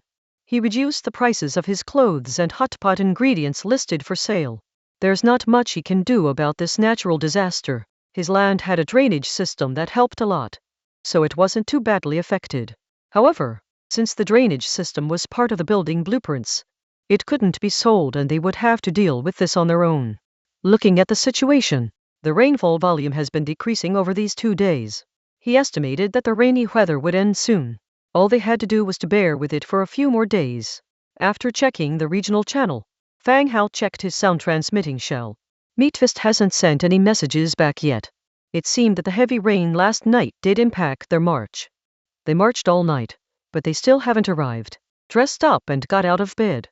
Exiting his room and walking downstairs, he saw a group of Blackfoot cats waiting in the hall. Upon seeing Fang Hao, Laurie immediately jumped up. He went forward and reported, "My lord, we've gathered 172 Blackfoot cats here." Being small and nimble, the Blackfoot cats were famously competent scouts among the orcs. However, due to their small size, their combat power was inferior compared to the muscular orcs. Except for Laurie, who was more relaxed, all the other Blackfoot cats were standing in an orderly fashion. Fang Hao glanced at them and said, Did the old clan leader tell you about the operation?" "He did, fighting the Blackstone tribe. We've been wanting revenge for a long time." Laurie clenched her small fist and said loudly, "Blackstone tribe's forces have besieged one of our auxiliary camps. Your responsibility will be gathering intelligence and reconnaissance. You won't need to fight directly, but you must guarantee the accuracy of the intelligence. Do you understand? Fang Hao asked, looking at the Blackfoot cats. Understood, don't worry. Laurie was the first to guarantee. The remaining Blackfoot cats also nodded in comprehension. By the way, have you guys eaten? Fang Hao sat down next to them, as the aroma of breakfast wafted from the kitchen. We have, replied Laurie before continuing his query. Where's Angia? Angia is sleeping. Go call her for breakfast. We are heading to the Webweaver camp soon. All right. Laurie agreed, dashing up the stairs. Soon. He returned, leading a drowsy Angia from the 3rd floor. Angia yawned, as Laurie chatted non-stop about their mission, his face full of excitement. It was close to noon when Fang Hao received a message from Meatfist. The army Meatfist led had arrived at the Webweaver camp, and crushed a wave of orc troops. Upon receiving the message, Fang Hao immediately rallied his forces. He activated a teleportation gate, directly heading to the Webweaver camp, due to the short duration of the teleportation. Only Fang Hao, Demetrija, Aseti, and 52 Blackfoot cats arrived. The remaining Blackfoot cats would be led by Laurie and Angia and arrive via Bone Dragon mounts. It was only because Laurie was there that Angia didn't accompany Fang Hao, opting to stay with Laurie instead. The teleportation gate appeared in the middle of the Webweaver camp. The moment Fang Hao and the others opened their eyes, they saw Domina and Meatfist waiting nearby. Lord, the group saluted immediately. Well done, what's the situation nearby? Fang Hao instantly inquired about the surrounding circumstances. Meatfist reported. My lord, we encountered an orc squad when we arrived. We killed over 500 of them. However, a small fraction escaped into the nearby woods. We're unfamiliar with the terrain and didn't give chase. Domina added. The squad was a small team from the Blackstone tribe, who were on guard around the camp. Once they escape back, they will certainly inform the Blackstone tribe. Also, because of the rain, there weren't many orcs left in the vicinity. Upon encountering the skeleton army of 900,000, they were decisively defeated. The orcs who managed to escape would surely deliver news about the skeleton army to the Blackstone tribe. After listening to both of them, Fang Hao nodded in understanding. He checked the time. It was exactly noon. Prepare things up. Once the subsequent troops arrive, we will attack the Blackstone tribe. We will conquer the Blackstone tribe tonight. In the army, there were also Blackfoot cats and orcs from Bronze Bull City on their way here. Yes, my lord, the group responded. At this moment, Domina spoke up again. My lord, that dragon clan member might also be in the Blackstone tribe. Yes, I know. The group of heroes withdrew, starting their pre-battle preparations. Fang Hao nodded, starting to construct weapons, including various arrows on the empty ground. Among them were tools to deal with large airborne units, dragon locking crossbow, and its heavy arrows. 100-fold augmentation activated. Acquired dragon locking crossbow X101. 100-fold augmentation activated. Acquired heavy crossbow arrows X10,100. 100-fold augmentation activated. Acquired iron arrows X1,010,000. The light flickered, and a huge pile of equipment appeared on the ground. According to Domina's intel, there was only one dragon, along with the crossbows left in the camp from last time. An excess of 200 should be enough. Once the battle starts, there will be a large number of flying units. Dealing with a dragon shouldn't be a problem. The myriad of iron arrows piled up into a small mountain. A large number of giant spider hatchlings crawled out of the dense forest, started organizing the arrows, and bundled them with spider silk. Meanwhile, on the other side, the Blackstone tribe located southeast of the Webweaver camp. Due to the continuous population growth of the Blackstone tribe in recent years, even outside the city, there were densely packed houses. The orcs living in this city, frequently, village orcs would bring hunted game here to exchange for their necessities. In the clan leader's hall, there sat a half-naked orc with blue totems painted all over his body. Beside him, a young man in a long robe with long, red hair. Curved dragon horns protruded from either side of his forehead. Mr. Benser. That ugly spider woman did indeed take advantage of the rain to send a message. Soon the news will come back. Who stole your treasure will naturally be exposed, grumbled the orc with a low and seemingly angry tone. Someone stole the dragon clan's treasure and carved the words Blackstone tribe on the site, resulting in the Blackstone tribe being wrongly accused as the thief. leading to losses. They had confirmed that the thief was someone else after investigations, but the damage to the Blackstone tribe couldn't be reversed. This left the Blackstone tribe with a grudge, and they were equally curious about who was framing them. I hope we get good news. Great Commander, don't worry. We, the Dragon Clan, are not unreasonable. As long as we find the thief, I will compensate for the Blackstone tribe's losses. Spencer answered calmly. Spencer, a member of the Dragon Clan, stored all the treasures he had plundered over the years in the cave. Unexpectedly, it was all stolen. Enraged and desperate to catch the thief, he resolved to investigate immediately.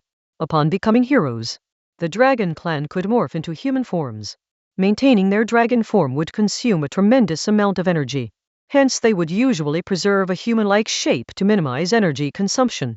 While in their human forms, they would retain some dragon characteristics, such as Spencer's dragon horns and his fiery red hair, a characteristic of the Fire Dragon Clan. These were all trademarks of the Dragon Clan. This was similar to Domina's state when she became a hero. Even though she became a human figure, she still had 8 spider legs and a black carapace on her back. Not an issue. When the clan leader comes back, Mr. Spencer can discuss it with him. The great commander continued. The Blackstone tribe had 2 heroes altogether, clan leader Andras and the great commander Mashak. The clan leader had gone to Orc City Tasco and was being held up by the ring. The tribe's affairs were currently handled by the great commander. Stump, stump, stump. Just as the two were discussing their attack on the spider camp after the rain and how to distribute the spoils, footsteps echoed hastily from outside the door. Shortly, several orc guards barged in.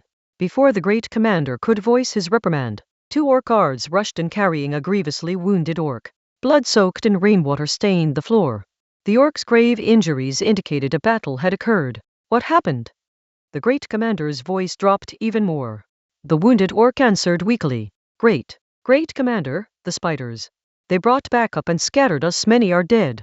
The great commander was first taken aback, then swiftly stood up, knocking over the chair behind him.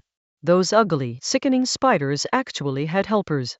Plus, there was a power daring to move against the Blackstone, practically seeking death. The great commander's face was full of rage as he coldly asked, "Tell me, which tribe dares to move against the Blackstone? I'll send my troops to annihilate them immediately." Obviously, those aiding the spiders were reinforcements brought in by the fleeing Spider-Woman. They had been tracking these thieves. Who would have thought they'd be so audacious to come to their doorstep? Spencer of the Dragon Clan, who was standing by the side, was also waiting for the answer. He wanted to see who dared to steal his treasure. The injured orc endured pain and answered weakly. It's an army of the undead.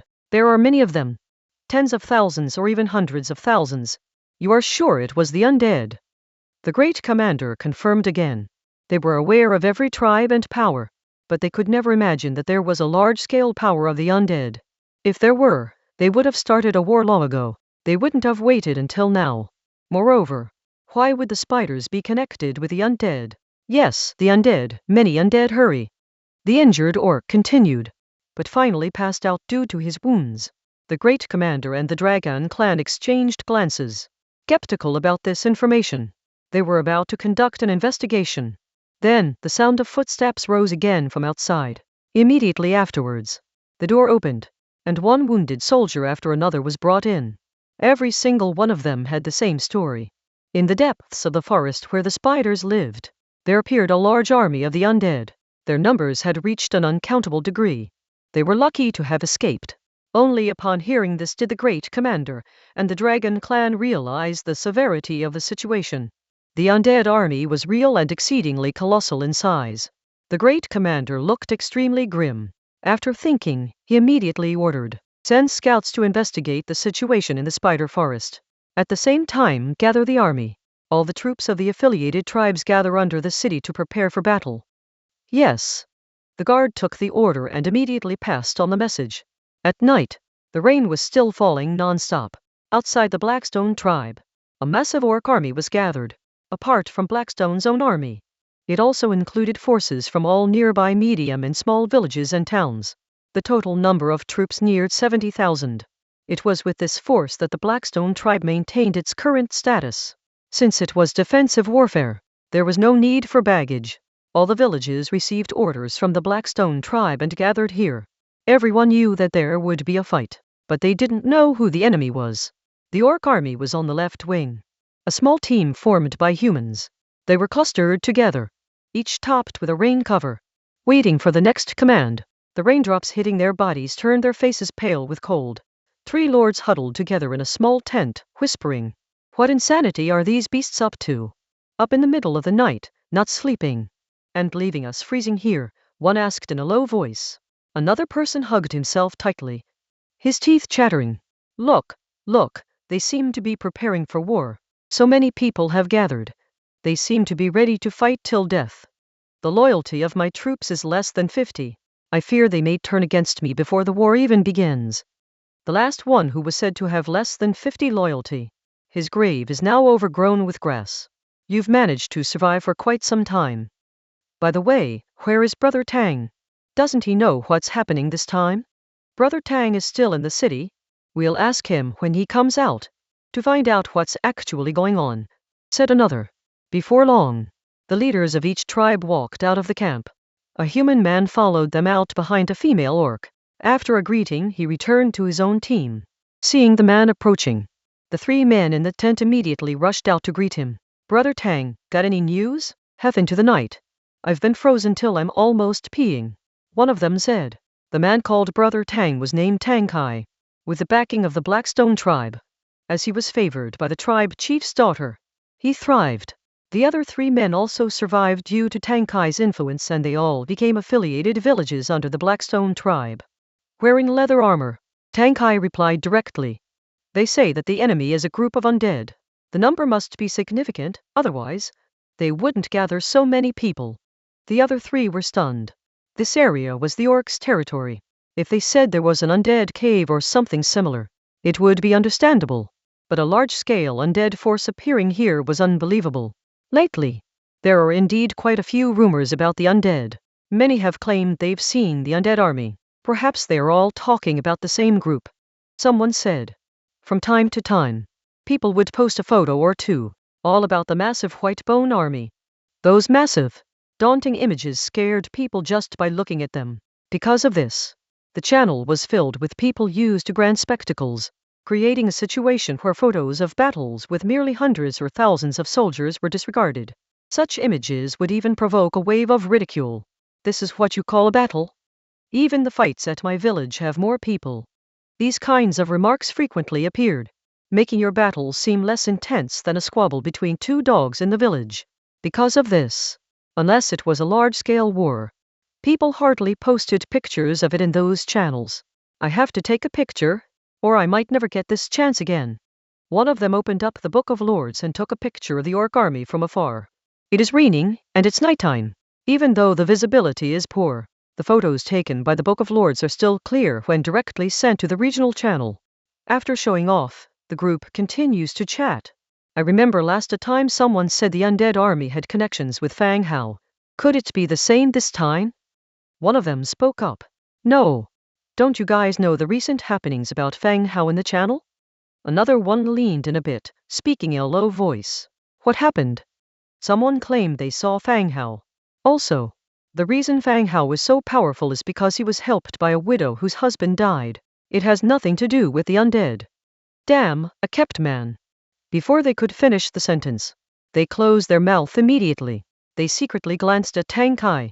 Actually, Tang Kai was only able to receive support from the Blackstone tribe because he hooked up with Ressa, the daughter of the clan leader of the Blackstone tribe. Otherwise, neither Tang Kai nor any of them could have survived this long as humans. Sorry about that, Brother Tang. I didn't mean it that way." This person immediately apologized. Tang Kai didn't take it to heart. The orcs behind him often bring up this matter, even ridiculing him to his face. Besides, Tang Kai felt that his living conditions were not bad. The sustenance all came from them. He didn't have anything to complain about. Let it go, these are minor matters. Besides, Ressa is not a widow. I'm much stronger than Fang Hao. Tang Kai also said. Yes, you're much stronger than that boy Fang Hao. What the? An earthquake? While they were chatting, they suddenly felt the ground shaking beneath them. The soldiers in the front lines began to panic, and the commotion quickly spread back. the entire army began to shift in a tumultuous disorder, resembling a bustling marketplace. Everyone's faces were filled with fear. You could hear people saying things like, "There are too many undead and people, it's a punishment." Tang Kai and the others pushed through the front line to get a better view.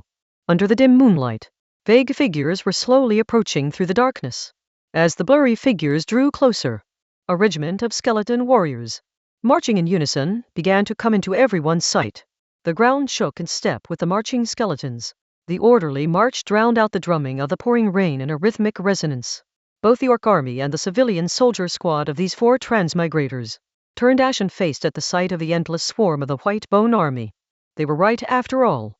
It was the White Bone Army from the channel. Even the equipment was the same. The speaker gave himself 2 slaps. The situation he had treated as a joke actually came true. Archers, prepare! Archers, prepare! The Wolf Herald traversed through the central part of the troops, shouting orders loudly. The leaders of each tribe started urging their subordinates to prepare for battle. Following that, the sonorous sound of a horn echoed from the rear of the army. A storm of arrows whistling through the air, piercing the falling raindrops, began its assault on the skeleton army. Inside the White Bone Army, Fang Hao was controlling the demon doll, mounted on horseback. He looked from afar at the brightly lit Blackstone tribe.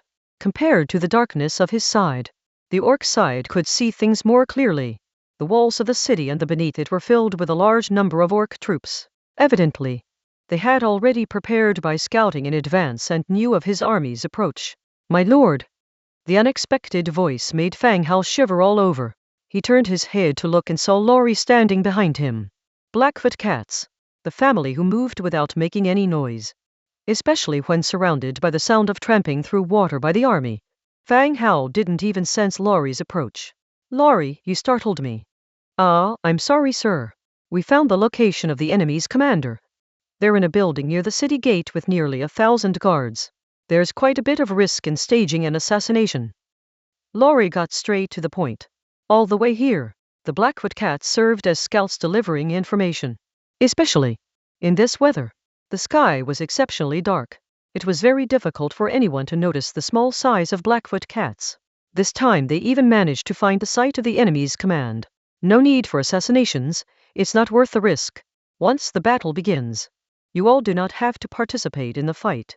I want you to monitor the city for me. Immediately report any particular findings. Fang Hao directly stated. The Blackfoot cats have limited combat power. They were not necessary in the midst of such abundant military power. "Yes, sir," Laurie responded and quickly left. The army continued to march for 20 minutes. "Pass the order, sound the drums." Fang Hao looked at the distance between them and immediately gave the order. "Yes." Following the order, the undead war drum started its heavy beat. A ring of gray light quickly expanded, enveloping the White Bone Army. At the same time, the orc camp also echoed with a loud horn. Immediately after, an intense flurry of arrows streaked through the sky, splashing down in front of the White Bone Army's camp. Due to the distance, only a few arrows managed to strike the front lines. A few of the skeleton warriors who were hit by the arrows continued marching forward undaunted. "Sir, we are now within shooting range." The messenger quickly ran over. Fang Hao nodded, speaking directly. "Pass down the order, archers and mages, attack." "Yes." The messenger immediately relayed the order. Following that, successive commands to shoot were heard throughout the camp. Woohoo! A ghostly, dragon-like howling echoed, followed by 100,000 arrows descending like a massive iron net over the orc camp. The armies gathered outside the city were a council of forces from various orc villages. Looking up, they saw arrows raining down. The fierce and valiant orcs' faces were filled with panic and fear. In an instant, their orderly ranks broke apart. They scattered in all directions, looking for places and objects to shield themselves. Crackling, in the blink of an eye, the arrows landed. The orcs covered by the volley fell in droves. The earth was dotted with bodies pierced by countless arrows that stood upright like a wheat field. The united army of the orcs amounted to about 70,000. In the undead camp alone, there were 100,000 skeleton archers. A volley took down large swaths of the orc army. A surviving orc looked around at the bodies strewn about, his eyes bloodshot. He clutched his head and let out anguished howls. After his howling, he pulled out the arrows lodged in his body, stumbled to his feet, and walked away. He had to go back. He had to inform his village. The undead army was too vast. The Blackstone tribe couldn't stop it. He had to warn the women and children in the village to leave quickly. Ignoring the military governor's rebukes, the orc continued out. Thud! The Blackstone tribe's military governor swung his sword and cut off the head of the fleeing orc. Loudly, he reminded the others. The great commander has issued the order for all to charge. All who retreat will be executed. The war horn sounded again. A red glow enveloped all the orcs. Herded by the military governor, all the orcs began charging towards the undead army. The exchange of arrows, constantly flying towards the opposite camp, whittling down the numbers of the opposing army. Magic missiles sketched an arc in the sky above the ranks and crashed among the orc forces. Limbs were scattered everywhere. My lord, the enemy has started charging. A flight unit of about 1,000 is approaching under the cover of darkness from the right flank. A Tauren soldier whispered. Fang Hao sat on horseback, his gaze fixed on the mushrooming clouds in the sky to his right. He couldn't see any flying units, but the report could not have been false. The enemy was likely still a significant distance away. Do you know what kind of unit it is? Fang Hao asked. The Tauren replied. Sir, it should be the Bat Riders of the Blackstone tribe. Any sighting of the Dragon clan? Fang Hao continued.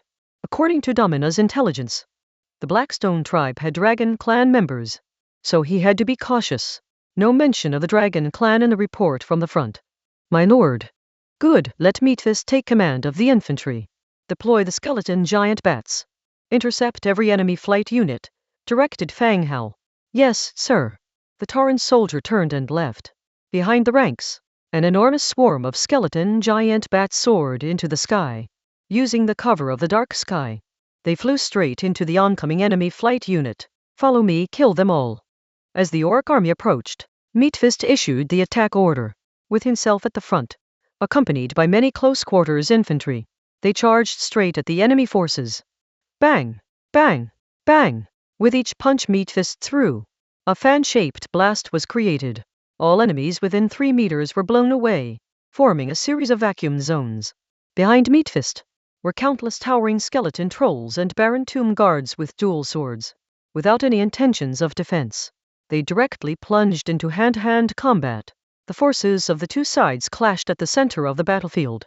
The skeletons tirelessly wielded their weapons, even when their bodies were damaged. It did not affect their combat abilities.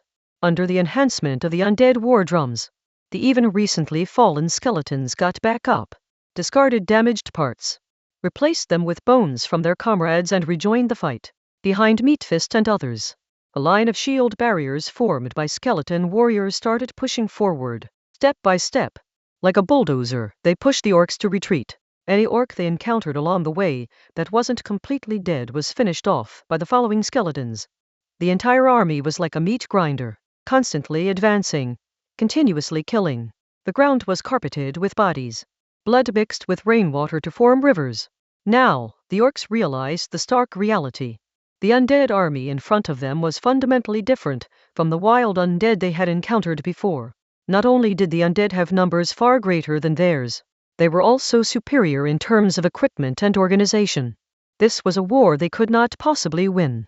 Facing the relentless advance of the undead, like an iron wall, the orc army began to collapse into chaos. Some started fighting with the orc general. They were desperate to escape from this place. More and more orcs turned against the general and the number of escapees became uncontrollable. As time passed, wherever they looked, they saw only bones and bodies of orcs. The whole area resembled a gruesome, bloody purgatory on earth. Still, the undead remained unaffected and continued to press forward while the orcs, at the rear, were in full retreat. Tweak! More and more orcs began to flee. Those at the front charging suddenly found there was no one behind them. Turning around, they discovered that the Blackstone tribe's army had already withdrawn into the city and the city gate was closed. Those orcs left outside had been simply abandoned. They were being used as cannon fodder to wear down the enemy's numbers. Seeing the Blackstone tribe close the city gates and retreat within their walls, those left outside did not want to become sacrifices either. No one wanted to continue fighting the undead. Those far from the center fled in all directions, while those unable to escape simply dropped their weapons and surrendered. Faced with surrendering orcs, the skeletons simply tied them up. They were not immediately killed. giving hope to many more orcs. Within half an hour of the city gates closing, the battlefield was left, with only the advancing skeleton army and the Blackstone tribe preparing for a siege. Next, the siege would begin. The Blackstone tribe, atop the city walls. The great commander stared at the advancing undead army, his face grim. Even now, he couldn't understand why those ugly spiders would bring the undead as reinforcements when they were besieged. No matter how he considered it, the two sides should have no connection whatsoever. But regardless, the undead army was already at their city gates. The fodder troops outside the city were either dead or had fled. Those trapped within the city could only face the impending threat. Thud, thud, thud. Just as the great commander was anxiously discussing battle strategies with the tribal leaders, a burly female orc clad in beast skin armor, leading her own squad, rushed up angrily, shouting at the great commander. Why did you order the city gates closed? There are still many soldiers outside. How will the tribes ever trust the Blackstone again? This female orc is named Ressa, the daughter of the Blackstone tribe's clan leader. In the tribe, although her status was not as high as her brother's, her identity still held some influence. In recent times, Ressa unexpectedly demonstrated strategic capabilities. In fact, her influence is on the rise. Seeing the closing of the city gates, yet many soldiers remained outside. Ressa stormed forward, brazenly confronting the commander. Regarding Ressa's interruption, the great commander's face hardened as he sternly replied, "In absence of the clan leader, I have the sole authority to command the Blackstone tribe. It's not your place to question me." The great commander was a hero who joined the tribe later. It was only after he joined, and the tribe had two heroes at its helm, that it rapidly expanded. When the clan leader is absent, the great commander holds the highest command. Even the clan leader's children, unless they have become heroes, do not qualify to challenge the great commander. This is the way of the orc tribe, where power is the highest order, particularly under normal circumstances. Moreover, the current situation is exceptionally critical, hence the great commander could hardly be kind. There's still a distance between the city gates and the undead army. Opening the gates could save more orcs and boost our defensive troops' strength. Ressa continued. Orcs outside the city were trying to flee in every direction. Once they run, they lose all their combat power. If allowed to enter the city, not only will it prove that the Blackstone tribe hasn't abandoned them, but it would also increase the defense force. The great commander glanced back at Ressa. There are orcs within the undead forces. If they mingle and enter the city with the crowd, it will only make the tribe's situation more passive. He took a deep breath and continued. Ressa, I understand your thoughts. No doubt your befriended human is still outside. But I want to remind you that the tribe is at a life-or-death situation, and we cannot tolerate your nonsense. You. Ressa was visibly upset, but she didn't retort. Many within the tribe were familiar with her associations with humans. It wasn't a secret. Her followers behind were also continuously persuading her not to confront the great commander at a sensitive time. Just as the great commander himself said, in the absence of the clan leader, he holds the supreme command. Even if right now, he commanded to decapitate Ressa, no one would object. The great commander swept a cold glance over Ressa, ordering, take Ressa and her companions to the dungeons. We'll deal with them when the clan leader returns. As the order was given, several orc guards came forward immediately. Ressa tried to resist but to no avail. Her weapon was confiscated, and she was taken to the dungeon. As Ressa and others left, tranquility returned to the city walls. The great commander resumed discussing the impending battle. After issuing fast-paced instructions, all orc leaders complied and descended from the city walls, preparing for the coming battle. Watching the skeleton army drawing closer, the great commander's expression remained grave. Glancing over to the human-shaped dragon clan member beside him, he said, Mr. Spencer from the Dragon Clan, I hope you will help the Blackstone tribe overcome the upcoming challenge. The root cause of this conflict with the undead was the investigation of the Dragon Clan's artifacts. Otherwise, they wouldn't have provoked those spiders, thus attracting so many undead. However, as things have gotten to this point, he did not want to tear the wound open any wider. The Dragon Clan possesses the ability to fly. If they realize things aren't going well, they may simply shrug it off and leave. Impossible for them to be held back. As for the orcs, they had no second choice but to defend their city with all they had. Messages for help had already been sent out. They had to hold on until dawn and wait for the clan leader to bring reinforcements. Spencer from the Dragon clan, looking at the fast-approaching skeleton army, also looked a bit uneasy. How did they end up attracting so many skeletons? It's almost like a nightmare. But Spencer was even calmer than the great commander. As a member of the powerful Dragon clan, he was full of confidence in himself. These are just some low-grade undead without wisdom. Their only advantage is their numbers. If we find the right opportunity to kill their command, we can potentially win this battle. These skeletons were obviously low-rank undead. Killing the commander in the undead army would render these low-rank undead incapable of staging an organized offense, which would then allow for them to break through steadily. Therefore, a beheading mission was their only chance at victory. Hearing Spencer's suggestion, not just the great commander, but all other orcs lit up. This was indeed a plausible solution. The great commander immediately said, "We will do our best to hold back this army, and then ask Mr. Spencer to kill the enemy leader to end this battle." Spencer did not refuse. He glanced at the dim sky and nodded. "Sounds good. He has the ability to fly, and he himself is a very powerful hero. Even if he doesn't succeed in killing the enemy leader, he has the ability to escape. If successful, he can not only retrieve the treasures he lost but also make the Blackstone tribe owe him a favor. It's a win-win situation. There isn't much to lose in giving it a try." Just when the two had finished their conversation, somewhere on the watchtower came an orc's shout. "Enemies are approaching from the sky. There are many." Everyone immediately looked up. Under the dark clouds, a large number of flying units were quickly approaching. Although far away, they could tell that the shape of the flying soldiers was very similar to their bat knights. It was very difficult to raise these wyvern bats and train their knights. The Blackstone tribe had only built up around 2,000 bat knights over several decades. Among these 2,000 people, many have already died in battle. However, the number of skeleton flying units approaching head-on, not only similar in shape to the bat knights but also in their large number, astonished them.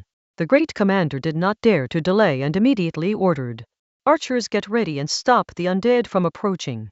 Criers immediately passed on his orders. The archers in the city were ready for battle, aimed, and drew their bows at the dark sky. As the skeleton bat knights flew over the city, a voice said, "Loose!" Whoosh! Arrows whizzed out towards the dim sky. However, the skeleton bat knights did not seem to have plans to attack from the air. They kept a high distance from the ground. Clap, clap, clap. The shot arrows disappeared in the dark night. Not a single undead was hit. What was falling was cylindrical objects emitting white smoke. Skeleton bat knights swiftly flew over the city, sprinkling cylindrical objects all over the city like flyers. The orcs picked them up to examine them. "What are these?" they wondered. "Short sticks?" "Oh, I know. These undead are trying to kill us by hitting us with these." Outside the city wall, the skeleton army stopped moving, saying within a certain range, "Waiting." Everyone in the city was speculating about the cylindrical objects that fell. These objects could definitely harm a person if they hit them.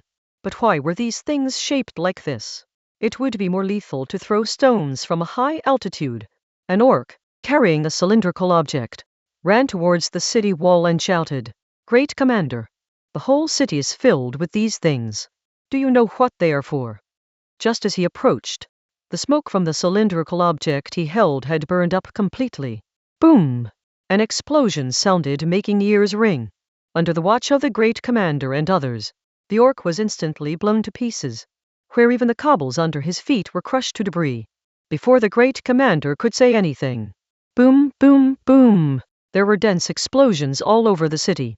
Every corner of the city echoed with it. The assorted strategic arrangement of troops was shattered into chaos in the explosions. The bodies of countless orcs blasted into pieces, flying all over the place along with raindrops. The world seemed to shake and dust filled the sky. The explosion lasted 5 to 6 minutes. The city was filled with thick smoke and a scent of gunpowder. The great commander crawled out of the ruins, spitting out a mouthful of blood and looking towards the inner city.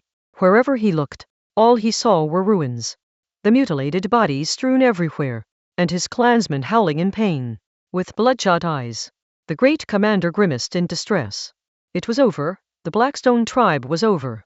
Before the great commander could give any further orders, Rapid and low drumbeats echoed from the direction of the skeleton army outside the city. Dong dong dong dong dong dong. The drum beats were becoming more rapid. Then, the ground began to vibrate again ever so slightly. Those who had survived on the city wall immediately peered outside, only to see the skeleton soldiers that were waiting in the killing field had already started to attack the city wall. They did not bring any siege equipment. They just charged forward directly without a care. Regroup, quickly get back to your posts. The enemy is attacking. As the great commander vomited blood, he roared. But those who responded to him were still moaning in pain and howling in agony. Only a handful of lightly wounded soldiers, fewer than 100, staggered up on the city wall. The view from the top, however, was filled with desperation and numbness. This undead army was not something they could resist at all. Even the great commander began to regret why he had helped the dragon clan and provoked those spiders. Watching as the skeleton soldiers rushed below the city wall like a tide, and then step on their companions' bodies to climb down the city wall, like a dense swarm of ants. They clung to the city wall and spread upwards. Climbing the city wall with their bodies was something they had never seen before. But for these skeletons, it was devilishly effective and fast. It's over, it's all over, said the great commander, slumping to the ground and muttering to himself. The battle had only just begun, and it's already over. Originally, he thought he could rely on the city wall to hold off until the clan leader came to move the troops from Tasco Orc City for help. But now it seems that we can't hold on until then. By the time the clan leader comes back, it would be just to collect the dead bodies, one after another. Some orc warriors slowly climbed up the city wall. Dragon Clan Spencer now approached from afar. During the explosion, he used his advantage to hide far away and only returned after it ended. Great Commander, quickly organize your men for defense. I will look for an opportunity to kill their leader. Spencer stood in front of the great commander and said soberly. Spencer was confident in his strength. Even if the Blackstone tribe no longer had much combat power, if they could hold back the enemy's main force, he still had a chance to kill the enemy's leader. He plans to score a victory in this war through a decapitation operation. Only by overcoming the skeleton army can he have the chance to recover those lost treasures. Hearing Spencer's words, the great commander instantly bucked up. Even if the hope wasn't great, he couldn't just sit and wait for death. How could he know if he could succeed without giving it a shot?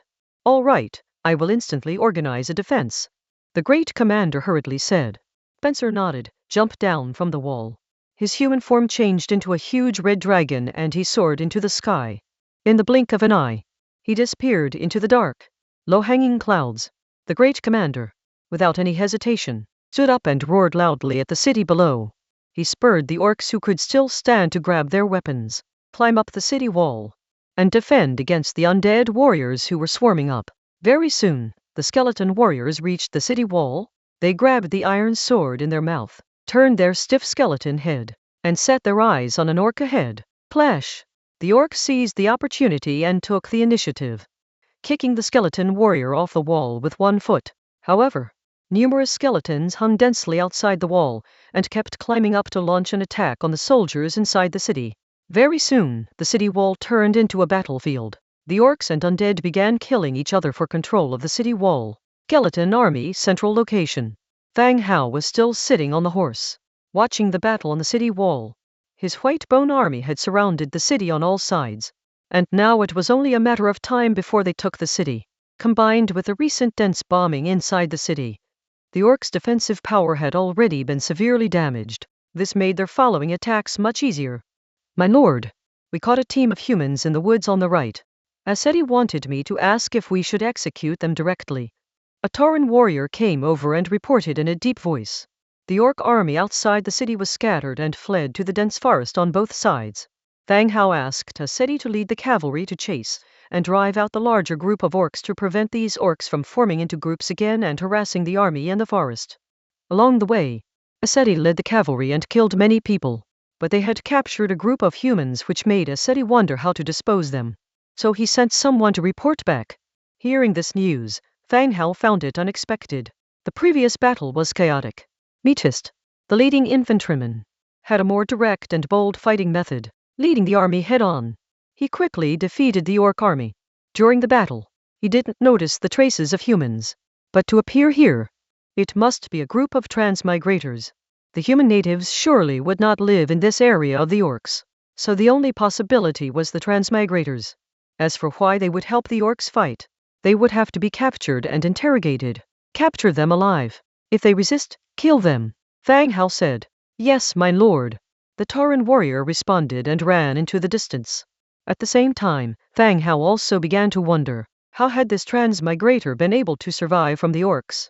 He pondered in his mind, but in front of him, the skeleton archers and undead mages acted on their own, without receiving any orders. The archers drew their bows. The arrows flew like a rainstorm, shooting towards the sky. The mages' wands glowed, and magic missiles were launched into the sky. Fang Hao was suddenly startled. He looked up and saw a giant red dragon, as big as a cloud, breaking out of the clouds, with the sky filled with arrows and magic missiles coming at him. The dragon flew directly towards him. The body of this dragon was even bigger than that of a bone dragon. Its red scales shimmered with a brilliant red light. Arrows shot from all directions into the sky, as if there was an invisible shield.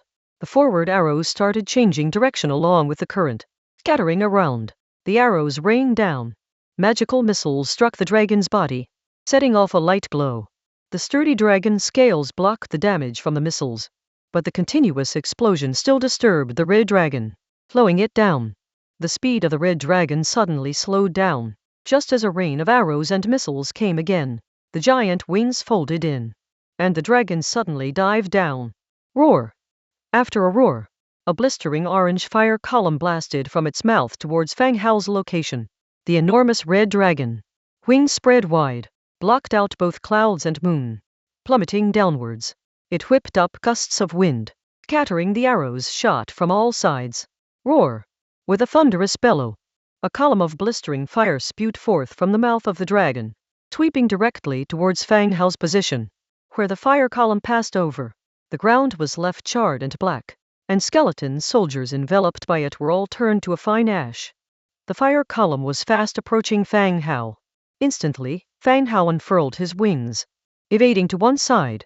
Just as his body left the ground, the fire column swept over his skeletal horse, which was instantly reduced to a pile of drifting ash. As the red dragon soared past, Fang Hao spotted the creature's name. Soul of Flame, Spencer Orange Tier 5 Hero. Gazing at the scorched ground that stretched more than 10 meters long and over 3 meters wide left him reeling. This massive creature of the dragon clan left fire in its wake. It managed to scorch a region in the center of the undead army, turning it into a swat of charred rubble. The flame-scorched ground was steaming, creating a veil of white smoke. Damn! Fang Hao silently cursed. The dragon clan were naturally far more powerful than any other race. With each passing year, their strength increased dramatically. Even heroes of the same orange tier rarely matched the strength of a dragon, especially their hardy bodies and their ability to fly. No race would willingly pick a fight with the dragons. Even deliberately trying to appease the dragon clan to seek their protection was common. Were it not for the limited reproductive capacity of the dragon clan, one would fear this vast continent would long have been under their rule. Looking at the chaotic troops, Fang Hao shouted, "Regain your composure, return to your positions. Long-range units move back, and swap places with the melee units. Rear up the bolt throwers and all airborne units. Confront the red dragon." The imposing presence of the dragon clan left the accompanying Taurens in a brief state of disarray. Fang Hao issued orders loudly, prompted everyone back to their positions while rearranging the formations, preparing for a counterattack. The main force continued its advance towards Blackstone City. The heroes each had orders, and no heroes were with Fang Hao as he managed the central force. Additionally, the dragon clan's ability to fly meant that accompanying heroes could hardly counteract them. Upon hearing Fang Hao's orders, the troops began to adjust. The red dragon soared over the army, turned a circle in the sky, and flew back towards Fang Hao's position. It was clear. This creature that dodged its fiery breath must be the leader of this army. Although it appeared human, the revolting smell of sulfur emanated from it was absolutely sickening. The red dragon once again approached, with its fiery energy gathering. Just when it was about to breathe fire, it suddenly felt danger approach from its side. Without any hesitation, the red dragon sharply turned its body. Whoosh! Just as it turned, a pillar of dark light narrowly brushed past the dragon's side. Following that, the second, Third pillar of darkness shot at it, forcing the red dragon to continually retreat. Red dragon Spencer flapped its wings, swiftly evading attacks. But then it saw bone dragons and countless skeleton giant bats flying into the sky from various parts of the skeleton army, rushing at it. Spencer dilated his dragon eyes, watching this scene in disbelief. How was this possible? Even the skeleton king Adis of this region was incapable of owning that many skeleton soldiers and nearly 100 bone dragons at the same time. What is the background of this undead army? But the bone dragons and skeleton giant bats didn't afford him much time to contemplate. The pillars of dark energy that kept shooting out from all around forced the red dragon to keep dodging. The dragon clan was also a systemically complete race. They had a well-established power center and also had various units with clear-cut duties. The dragon Fang Hao found to transform into bone dragons also belonged to the dragon units. Although they had the properties of the dragon clan, they were incomparable to dragon heroes like Spencer in terms of strength and body size. The death breath exhaled by the bone dragons, accompanied by the energy of darkness, endowed it with an energy effect of darkness. And they were continuously attacking the red dragon. Thousands and thousands of skeleton giant bats began to block the retreating red dragon's path, densely filling the sky. Seeing its path blocked by skeleton giant bats, roar! Spencer released another flame dragon breath towards the skeleton giant bats ahead. The skeleton giant bats began to ignite, transforming into fireballs, falling in large numbers from the sky. Boom, boom, boom. On the ground, 20 dragon bolt throwers began to launch bolts.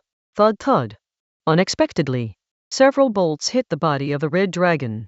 Blood splashed everywhere, but the power of the bolts failed to completely penetrate the red dragon's body. The bolts only broke through the dragon scales, carrying blood and chains, and fell directly from the sky. The injured red dragon let out an enraged roar, and began an intense fight with the bone dragons.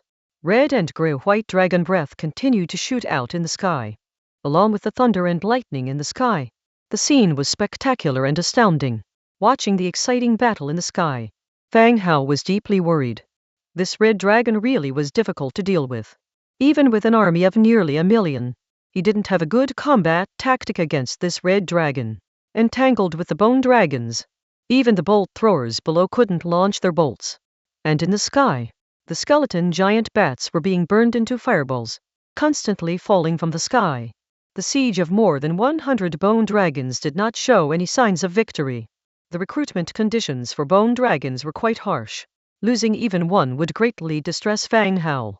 Taking advantage of the time the bone dragons and the red dragon were entangled, Fang Hao began to think of a plan. How could he make the red dragon land? After thinking for a bit, Fang Hao immediately said, "Get Nisbet and his team over here immediately."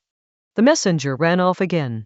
When he returned, Nisbet and the other 4 Nisbet heroes had arrived. "Sir," Nisbet and the others saluted. Do you have a way to get that red dragon to land?" Fang Hao glanced at the red dragon in the sky. Nisbet and the others, looking at the red dragon entangled in the sky with the bone dragons, their tone somewhat uncertain. "We could try, but we fear the dragon clan won't hold up for long." "Good, give it a try." Fang Hao nodded his approval. Nisbet and the others nodded their agreement. They immediately moved through the army and quickly positioned themselves beneath the red dragon. Waiting for the right moment, they immediately released the skill strip trait. Spencer, who was entangled in a battle with the bone dragons, suddenly paused mid-breath, his huge dragon eyes widening in shock. His body began to fall uncontrollably. However, the ability to strip traits only affected Spencer for approximately 3 seconds. While still in midair, Spencer regained his flight ability, immediately flapping his wings. But just as he was about to take flight, the second Nisbet hero followed up by releasing strip trait once more. The red dragon's body began to fall quickly again. This time, the bone dragons in the sky did not miss this opportunity. Several death breaths were immediately released, instantly enveloping the red dragon's body.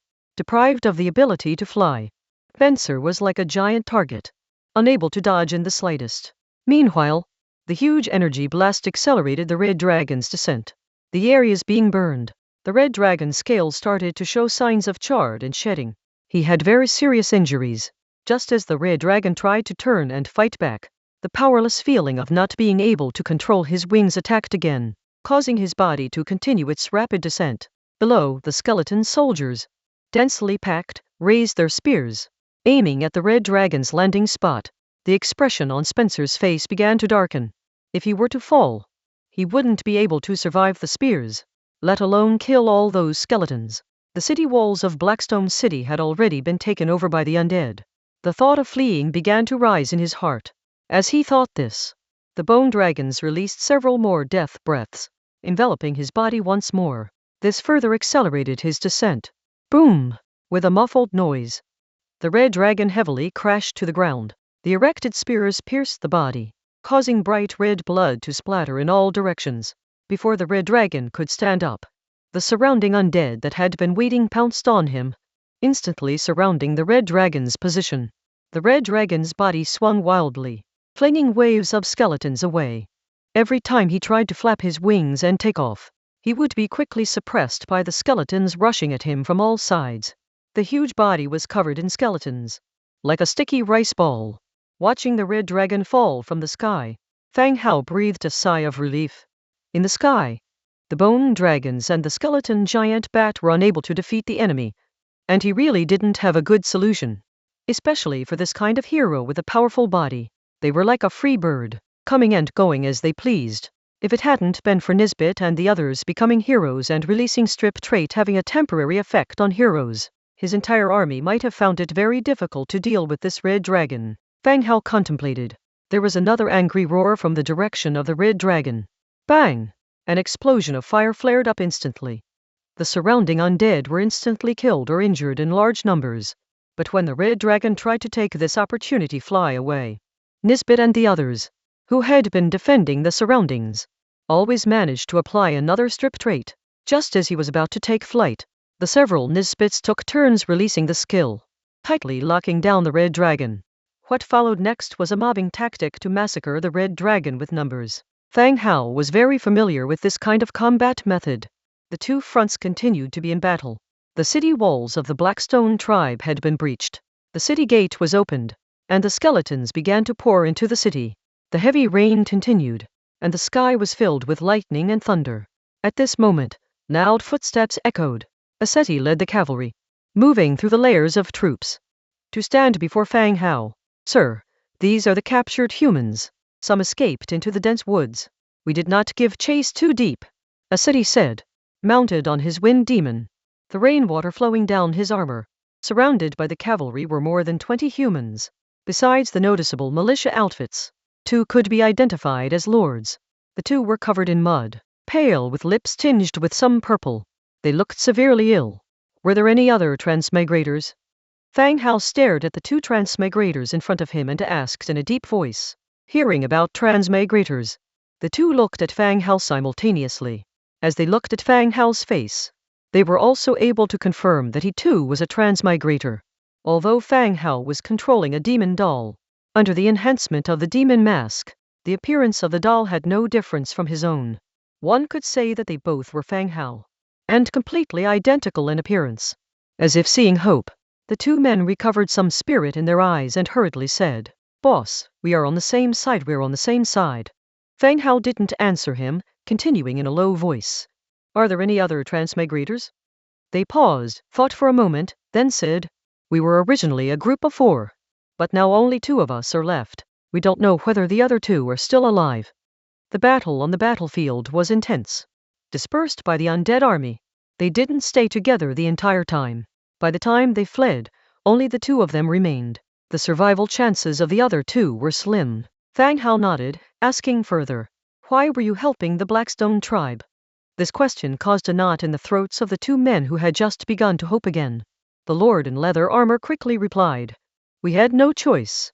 Our territory is near the Blackstone tribe. We have to obey their orders, otherwise, we wouldn't have survived until now. I've heard that all humans in the Blackstone tribe have been killed. Why didn't they kill you?" Fang Hao continued to ask coldly. The Blackstone tribe had an infamous reputation, not to mention outsiders. Even medium and small tribes amongst the orcs were oppressed and enslaved by the Blackstone tribe. Those who didn't obey ended up having their villages annihilated, their people enslaved for labor or sold. How would they allow humans to develop armed forces and enjoy the same treatment as orcs? Faced with Fang Hao's question, The two grew quiet. After some thought, one of them secretly glanced at his companion, murmuring, "Well, Brother Tang knows someone high up in the Blackstone tribe, so we received some preferential treatment." Fang Hao noticed their glances, and looked at the man crouching below. He wore leather armor, had a decent build, long hair tied in the style of the orcs. "What are your names?" Fang Hao asked. "I'm Shang Zinren." "I'm Tang Kai." Hearing the name Tang Kai, Fang Hao suddenly found it familiar. With careful thought, he remembered where he had heard this name. At the auction held at Trade Alliance's Outpost 032. Fang Hao had met Tang Kai. They had even exchanged a few words at the time. However, they had only met once, and both of them were fairly unrecognizable today, so they hadn't recognized each other. During their conversation, Tang Kai had mentioned he was affiliated with the Blackstone tribe, specifically the daughter of the clan leader of the Blackstone tribe. Presumably, this connection was why the Blackstone tribe allowed their small group to maintain an armed force. "So your relationship with them is really close?" Fang Hao looked straight at the two. "Not close. We are also oppressed by the Blackstone tribe, and have no relationship with them," Shang Zinren hurriedly said. He was not stupid. He understood why these questions were being asked. "All right, for now, I'll believe you." Fang Hao nodded, then ordered his soldiers, "Keep these humans under close watch. Kill anyone who attempts to leave or touch a weapon." Swoosh, swoosh. The surrounding skeletons turned almost simultaneously. They formed a circle, surrounding the two lords and the militia in the middle. Seeing this, everyone's body tensed. Over 20 people huddled together, carefully squatting on the ground. After Fang Hao and Aseti left, Shang Zinren whispered, "Brother Tang, was that Fang Hao?" "How should I know? But judging by his demeanor, I guess that probably was Fang Hao." Tang Kai looked in the direction Fang Hao left, saying softly, "One who dealt with the undead and possessed such terrifying power." Among the Transmigrators, Fang Hao was their only guess. Shang Zinren thought for a moment, saying, "But that's not right. A while ago someone on the channel said they saw Fang Hao. He was some aristocratic lady's kept boy. Looked like the real deal." The city was called Lai something C. Tang Kai discreetly glanced at the skeleton soldiers around them, swallowed, and said, "Stop talking about it. No matter who he is, our lives are in his hands. We should think about how to survive first." The battle raged on. Red Dragon Spencer, besieged by the skeleton army, rapidly consumed his energy and had morphed back into a human form. Bruises and wounds were scattered across his body, and one of his dragon horns had been cut off. Blood mingled with rainwater, forming a red puddle on the ground. Spencer's face was grim as he released one fire elemental spell after another, frantically fending off the encroaching skeleton warriors. He was clearly aware of his condition. The relentless attacks of the undead would soon break his resistance. If he didn't get a chance to escape soon, he was likely to remain here forever. Though he could resurrect at the hero's altar after death, his strength would still be significantly impaired, increasing the difficulty of his subsequent breakthrough. Therefore, he could not afford to die here at any cost. His gaze quickly scanned the few Gnoll undead hidden within the skeleton forces. He couldn't fly because of a curse skill these Gnoll skeletons had cast. If he could briefly repel them, he might have a chance to escape. With a quick glance around, he had made up his mind. He touched the pendant on his neck, from which several bottles of elixirs appeared, and he swallowed them all. After deflecting an attack with a piece of magic, Spencer immediately began to gather his magic. As the magic converged, the air around him started to heat up, evaporating the raindrops midair. The moment the surrounding airwaves started to distort, Spencer's eyes flew wide open, and he roared, "Flame storm!" Boom! A fiercely rotating firestorm erupted from Spencer. Its center, the flames swirled into a vortex, continuously rotating and enlarging, engulfing everything within its range.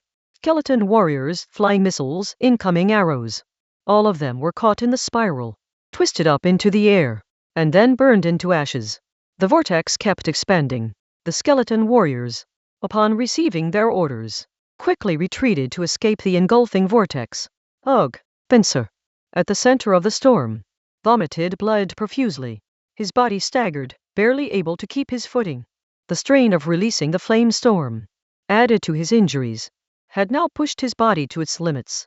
He immediately swallowed several more elixirs, seeing several Knoll undead escaping the flame storm.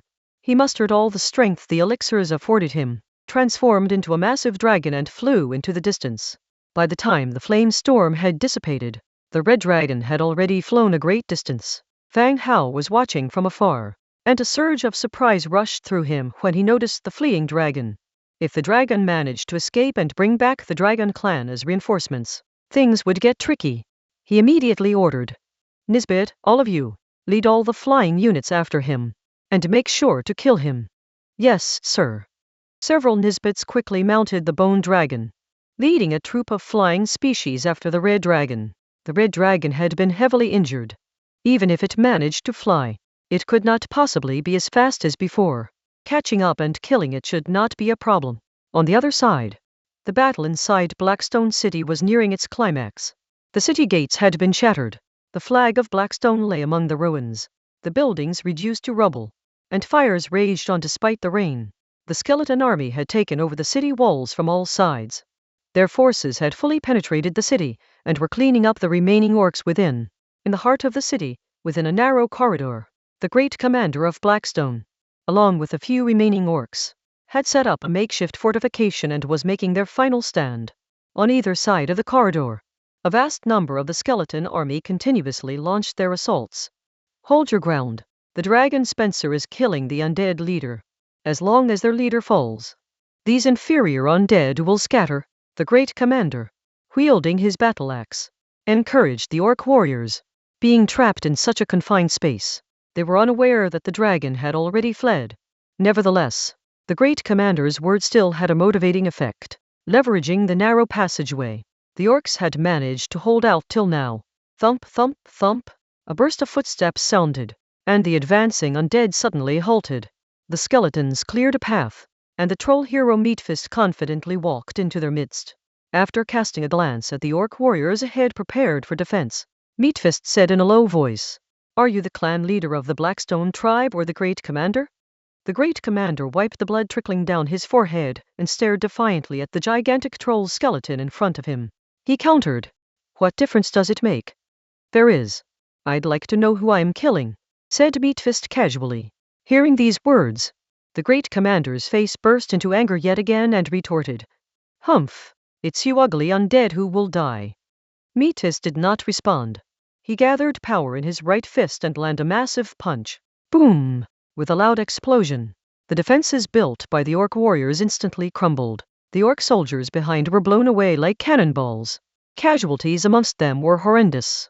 All defenses were nothing more than playthings in the hands of the orange hero.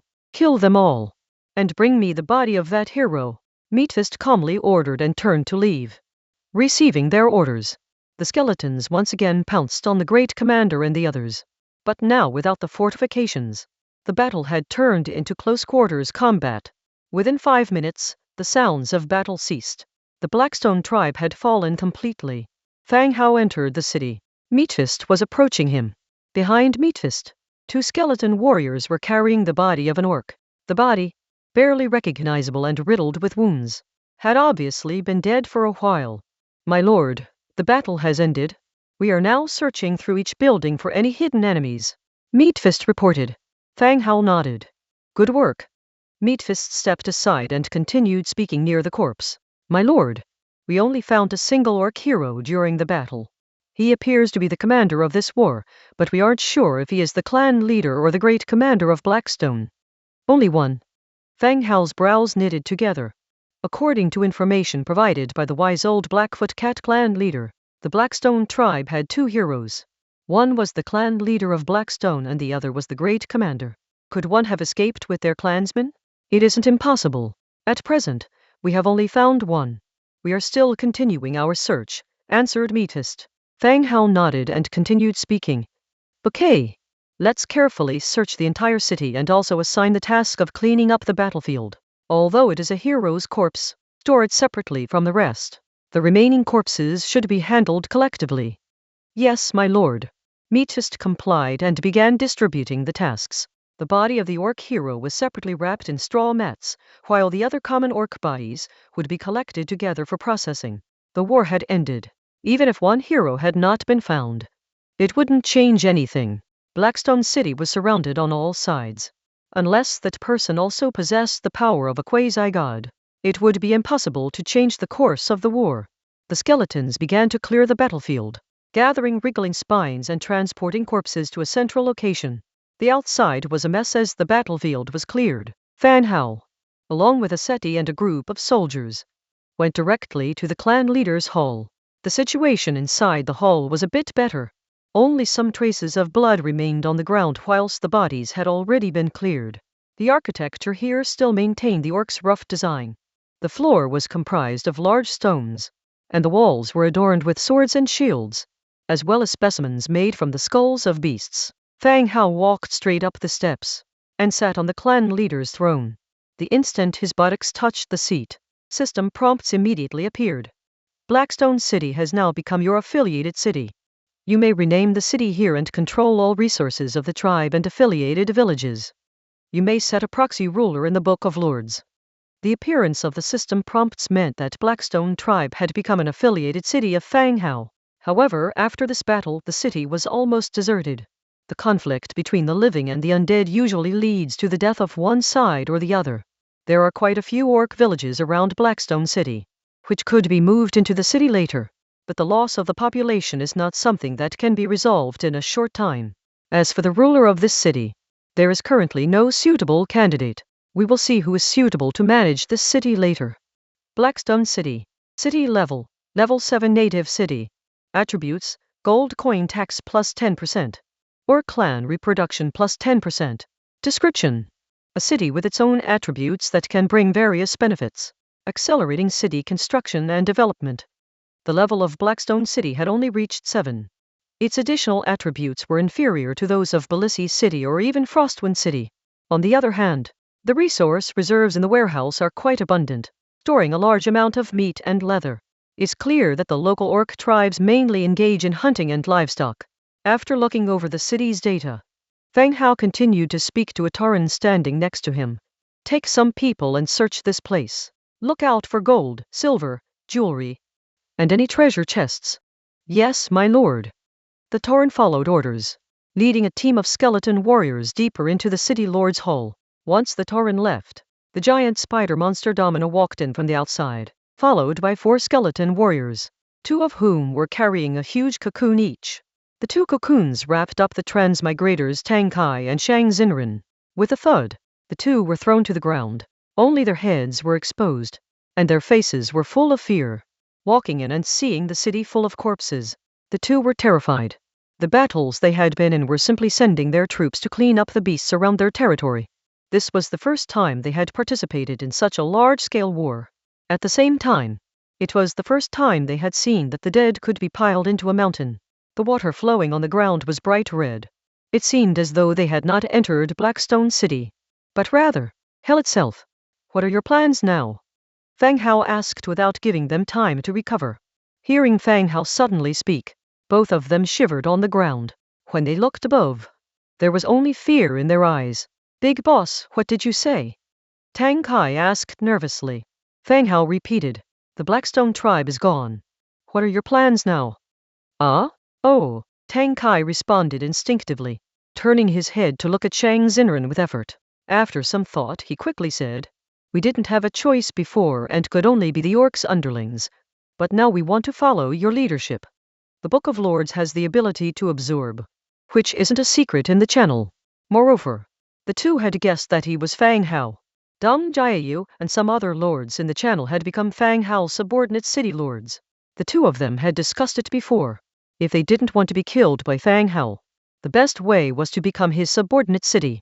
Besides, they had to be proactive and not miss the chance of surrendering before being killed by him. From a different perspective, they should feel fortunate that this skeleton army is led by a transmigrator. Otherwise, their fate would be the same as the orcs outside, piled together, under the breath of the bone dragon, turning into mounds of white bones. Okay, don't play any tricks on me. You can continue to live in your territories, and I'll provide corresponding protection, Fang Hao said, looking straight at the 2 of them. These 2 were different from Zhang Bin and Fu Lei. As captives on the losing side, naturally they had no right to negotiate, even if they were forced onto the battlefield by the orcs. once on the battlefield. They were only enemies, there were no secondary identities. Fang Hao and Tang Kai had actually cooperated before. Tang Kai was a loyal customer of Fang Hao's fabric store, the Transmigrator who bought the most underwear. And in the trade alliance station, Tang Kai had also chatted with Fang Hao and came across as being talkative. He actively approached Fang Hao for a chat and did not hide his relationship with the orcs. But after all, they had been attached to the Blackstone tribe for a while and he needed to guard against possible problems. Understood, understood. Tang Kai immediately responded. Zhang Zinren, standing at the side, also nodded in understanding. Untie them, Fang Hao commanded. Domina stepped forward, the spider feet on her back working hard to cut the cocoon encasing them. She helped the two to get up from the ground. As soon as they got up, they didn't bother with anything else, and immediately removed their Book of Lords and handed it over. Domina took the 2 books of Lords from them and delivered them straight to Fang Hao. Fang Hao took them and directly used the Books of Lords for absorption. You can absorb the Book of Lords level 1. Absorption successful. Your Book of Lords is now level 6. 6/20 needed for an upgrade. The 2 books of Lords were both level 1. After absorption, the experience required for the upgrade went from 4/20 to 6/20, only increasing by 2 points. Fang Hao checked the 2 city levels. Tang Kai's was level 5, and Zhang Zinren's was level 4. Their levels weren't high, and they might even be said to be quite low. It seemed that being attached to the orc tribe did limit their development, or else they wouldn't only be at levels 5 and 4. In the entire region, they could only be considered middle to bottom rank. After absorption, Fang Hao reinstated the 2 city lords. From the Book of Lords, he assigned 2 books of city lords into their hands. All right, rest a bit. I'll have a task for you later, Fang Hao said. The 2 carefully stood to the side, not sitting down.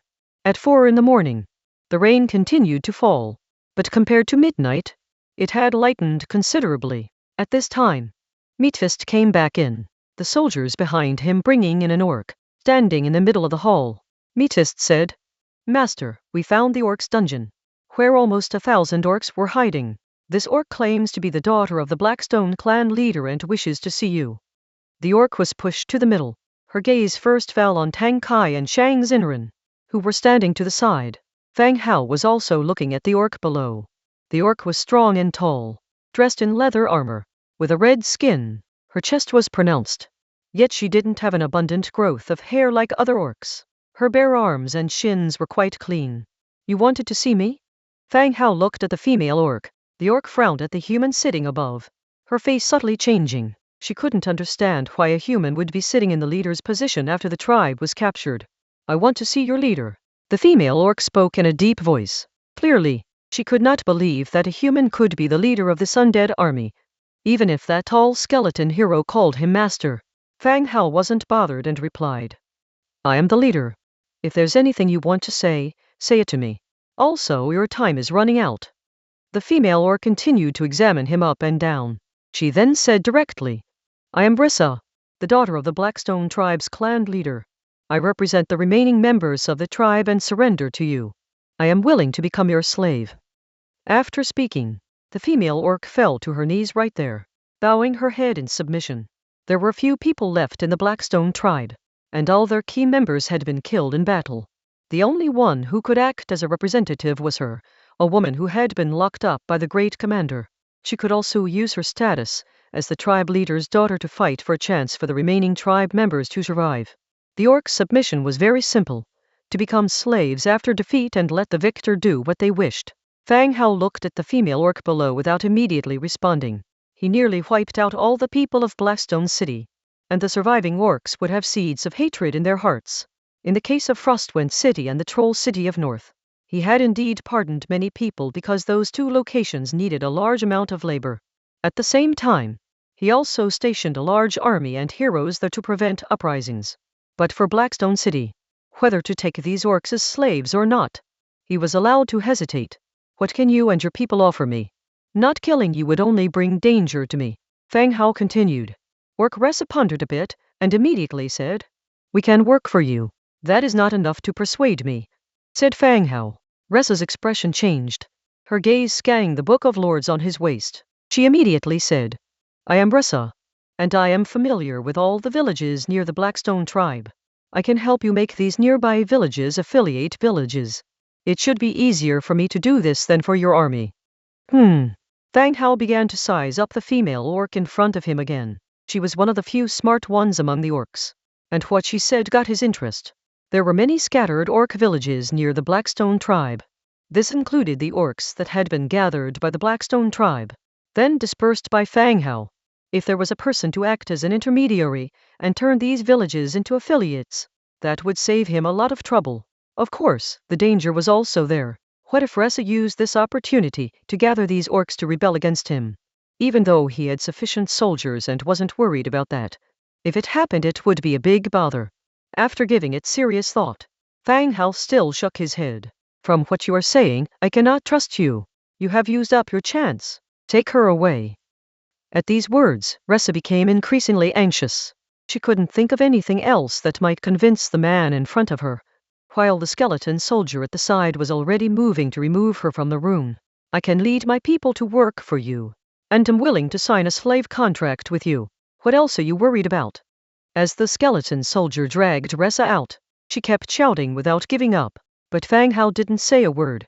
As if he hadn't heard her, these 1,000 orcs offered more danger than gain. Just when the female orc was about to be dragged out, Tang Kai, who was standing to the side, clenched his fists, seemingly making a decision, boldly stepped forward and declared, "Lord, I am willing to vouch for her." As soon as Tang Kai opened his mouth, all eyes turned towards him. What did you say? Fang Hao hadn't realized the relationship between the two. Tang Kai and Shang Xinren had just been released. He had been lamenting about being oppressed by the orcs just moments ago, and now he was vouching for a female orc. "Oh, my lord, I am willing to be her guarantor. I assure you that nothing will go out of hand." Tang Kai swallowed some saliva and continued speaking. Shang Xinren, standing beside him, watched Tang Kai but did not say anything. "Do you know her?" Fang Hao asked curiously. "Yes, my lord, her name is Ressa, the daughter of the Blackstone tribe's clan leader. We have her to thank for our survival, and I am willing to vouch for her. I assure you nothing will go wrong." Tang Kai's voice gradually grew louder, his tone more firm. Ressa's style of doing things was very much like the Blackstone tribe, but it was undeniable that Tang Kai and the others were able to survive till now because of Ressa's protection. Other human lords who were found by other orcs had long been killed. Moreover, Tang Kai and Ressa's relationship was not ordinary. No matter how afraid he was, he couldn't just watch Ressa be dragged out and chopped off directly. "Tang Kai, you will be held accountable for your words," Fang Hao sternly reminded. Fang Hao now understood that Ressa was the very female orc Tang Kai mentioned back when they were in the Trade Alliance residence. Since Tang Kai was willing to vouch for her, Fang Hao didn't necessarily have to kill her, as long as he could confirm she wouldn't cause trouble. That was good enough, Tang Kai replied. "Yes, I'll stand by my words. Please give us a chance. Release her." Fang Hao ordered, and the skeleton warriors below released the female orc. Fang Hao continued. "Good, Tang Kai, remember what you said today. If anything goes wrong, I will cut you two down first." "Yes, I assure you there will be no problems," Tang Kai loudly guaranteed. Meanwhile, Shang Xinren, who was standing beside them, was breaking out in a cold sweat. He looked like he wanted to say something but couldn't. He wanted to say that he hadn't made any guarantees. Why was he included too? After releasing the female orc, Fang Hao opened the Book of Lords, found a blank slave contract, and handed it to her. And he said, "I am giving you a chance. How you make use of it is up to you." Ressa accepted the contract, looked back at Tang Kai, cut her finger, and dripped her blood onto the contract. The contract emitted a light and absorbed into her body, officially establishing the contract between them. "Ressa's current loyalty to you is 25 points. Only 25 points, almost the same as the initial Blood Clan's Rilana. However, Rilana was a dark gold hero and had the right to do this, whereas the one in front was only a standard orc. You're called Ressa? I ask you, why is there only one orc hero in the city? Since you are the clan leader's daughter, why were you locked up in the dungeon?" Fang Hao returned to his throne and asked Ressa below. Ressa's gaze flickered, but she still replied, "My father went to Tasco City days ago and hasn't returned yet. I was put in the dungeon by the great commander." due to the slave contract rules. The slaves can't lie to their masters. So, whatever Ressa had said were all facts. What are your father's abilities? How many people does he have with him? Do you know what's happening in the city? Fang Hao continued to ask. No wonder the Blackfoot Cat clan leader said the Blackstone tribe had 2 heroes. And this sudden heavy rain left the Blackstone tribe's clan leader stranded in Tasco City. Ressa's complexion became paler as she spoke about her father's information. Her inner conflict became visible. She gritted her teeth and continued. He's at the purple rank of stage 7 and doesn't have many people with him. The great commander is most likely going to send the news out, but I'm not sure about that. A hero of purple rank, stage 7, was already at the pinnacle of power amongst the tribes. So, your father is very likely going to lead reinforcements back here. Fang Hao realized, since the situation at Blackstone tribe had been relayed, the clan leader would definitely lead his troops back to give reinforcements. I'm not sure, but you have already won this battle. I hope to talk to my father to avoid further fighting. Ressa tried to calm herself and said, no matter whether the news has been passed out or not, her father will return here. When he finds that Blackstone City has been overran, a battle will ensue. She hoped to make her father see the current situation clearly and not lose his life in vain. There were too many undead troops to be defeated with their current strength. Continuing the fight would only increase casualties and give the other party a reason to kill everyone. After giving it some thought, Fang Hao continued. When your father brings his troops over, I will give you a chance to convince him. What he chooses then will be up to him. I will write a letter immediately and send it to Tasco City. Ressa said, hurrying. HMPH, put away your tricks, it will help you live longer. Fang Hao said coldly. Exhorting can be done, but sending it out right now cannot be allowed. If this letter gets into their hands now, it won't be an exhortation, but a warning. Then it will cause a lot of problems for him. Moreover, once this letter reaches Tasco City, it would likely drag Tasco City into this war as well. Hearing Fang Hao's refusal, Ressa's expression didn't change. She replied curtly. All right, I understand. Fang Hao continued. Ressa, go and explain the situation here to your kin. And let them know the cost of their continued survival. If any trouble arises, everyone's lives would be on the line. Ressa's face remained grim. Yes, I understand. The remaining are women and children. I will keep tabs on them. Fang Hao nodded, then said to the Tauren guards standing beside him. You two go and assist her in handling this matter. Yes, sir. 2 Tauren guards replied, following Ressa out.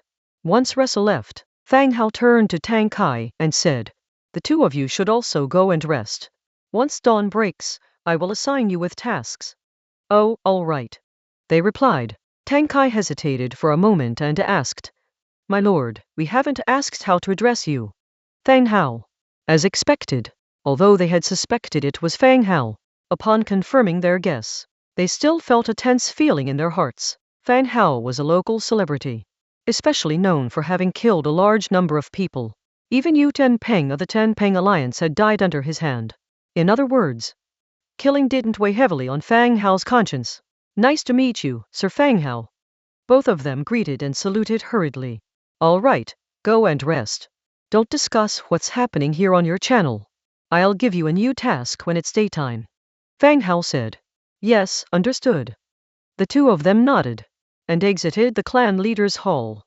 They both left. Meatfist and Domina also left to fortify Blackstone City. The hall was quiet once more. Aseti accompanied Fang Hao and spoke. My lord, I feel that the handling of the orc issue seems a bit improper. Only when they were alone did Aseti voice her thoughts. Aseti was a renowned commander in a previous life. She was educated formally. Although she wouldn't oppose Fang Hao's decisions, she still pointed out aspects she found unstable. Fang Hao thought she was talking about not executing female orcs. So he replied. It's just an ordinary orc. Besides, I genuinely need an orc representative to help gather the various scattered villages. Ressa, being the daughter of the Blackstone tribe's clan leader, was a better choice to recruit these scattered villages than sending the undead army. The arrival of divinity meant that the population was a resource. Moreover, with Fang Hao's current military power, an orc wouldn't cause any chaos. My lord, I am not talking about that. Aseti paused and continued. My lord, Doesn't the orc city of Tasco have a hero's altar? Upon hearing this, Fang Hao tensed up. He had overlooked something. Before Fang Hao responded, Aseti continued. My lord, if Tasco City possesses a hero's altar, then the soul of the great commander of the orcs will be resurrected by the altar. And the situation here won't be a secret anymore. Aseti pointed out the crux of the matter. Given the information he had received, Tasco City was a major city of the orcs. Even Domina was considering advancing to become a hero and was thinking of doing so in Tasco City. That implied that Tasco City had a merit training ground, and it was highly possible it also had a hero's altar. Since Nelson hadn't followed, the slain great commander would be resurrected via the altar. By then, the situation here wouldn't be a secret anymore. Similarly, the slain great commander could be resurrected by the enemy. Can a hero of the caliber of the great commander be resurrected immediately?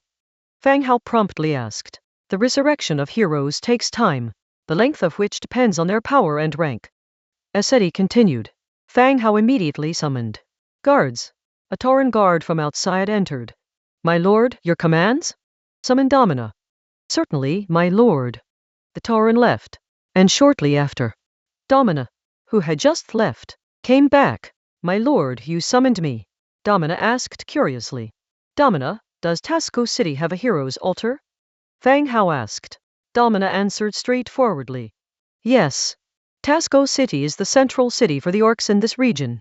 It houses buildings like the hero's altar and the merit training ground. Hearing these words, Fang Hao's heart sank. There was indeed one.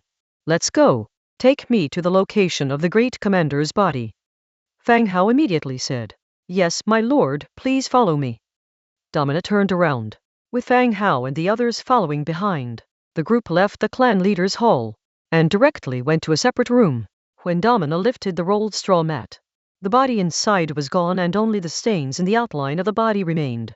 My lord, it seems he's been resurrected? Aseti said from the side. Fang Hao nodded. He had guessed as much. It was indeed his oversight. During the previous battles, they had always occupied the enemy's main city first and then attacked the affiliated cities. Thus, they never had to deal with enemy heroes being resurrected. This battle, however, was against a tribe, and the front line was stretched too far. In addition, Nelson hadn't joined them, which led to the enemy's hero getting resurrected. Fang Hao continued.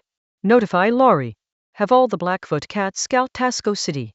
Tell Meatfist to rally the troops and prepare to attack Tasco City. If the situation over here remained confidential, then the only casualty would be the Blackstone tribe.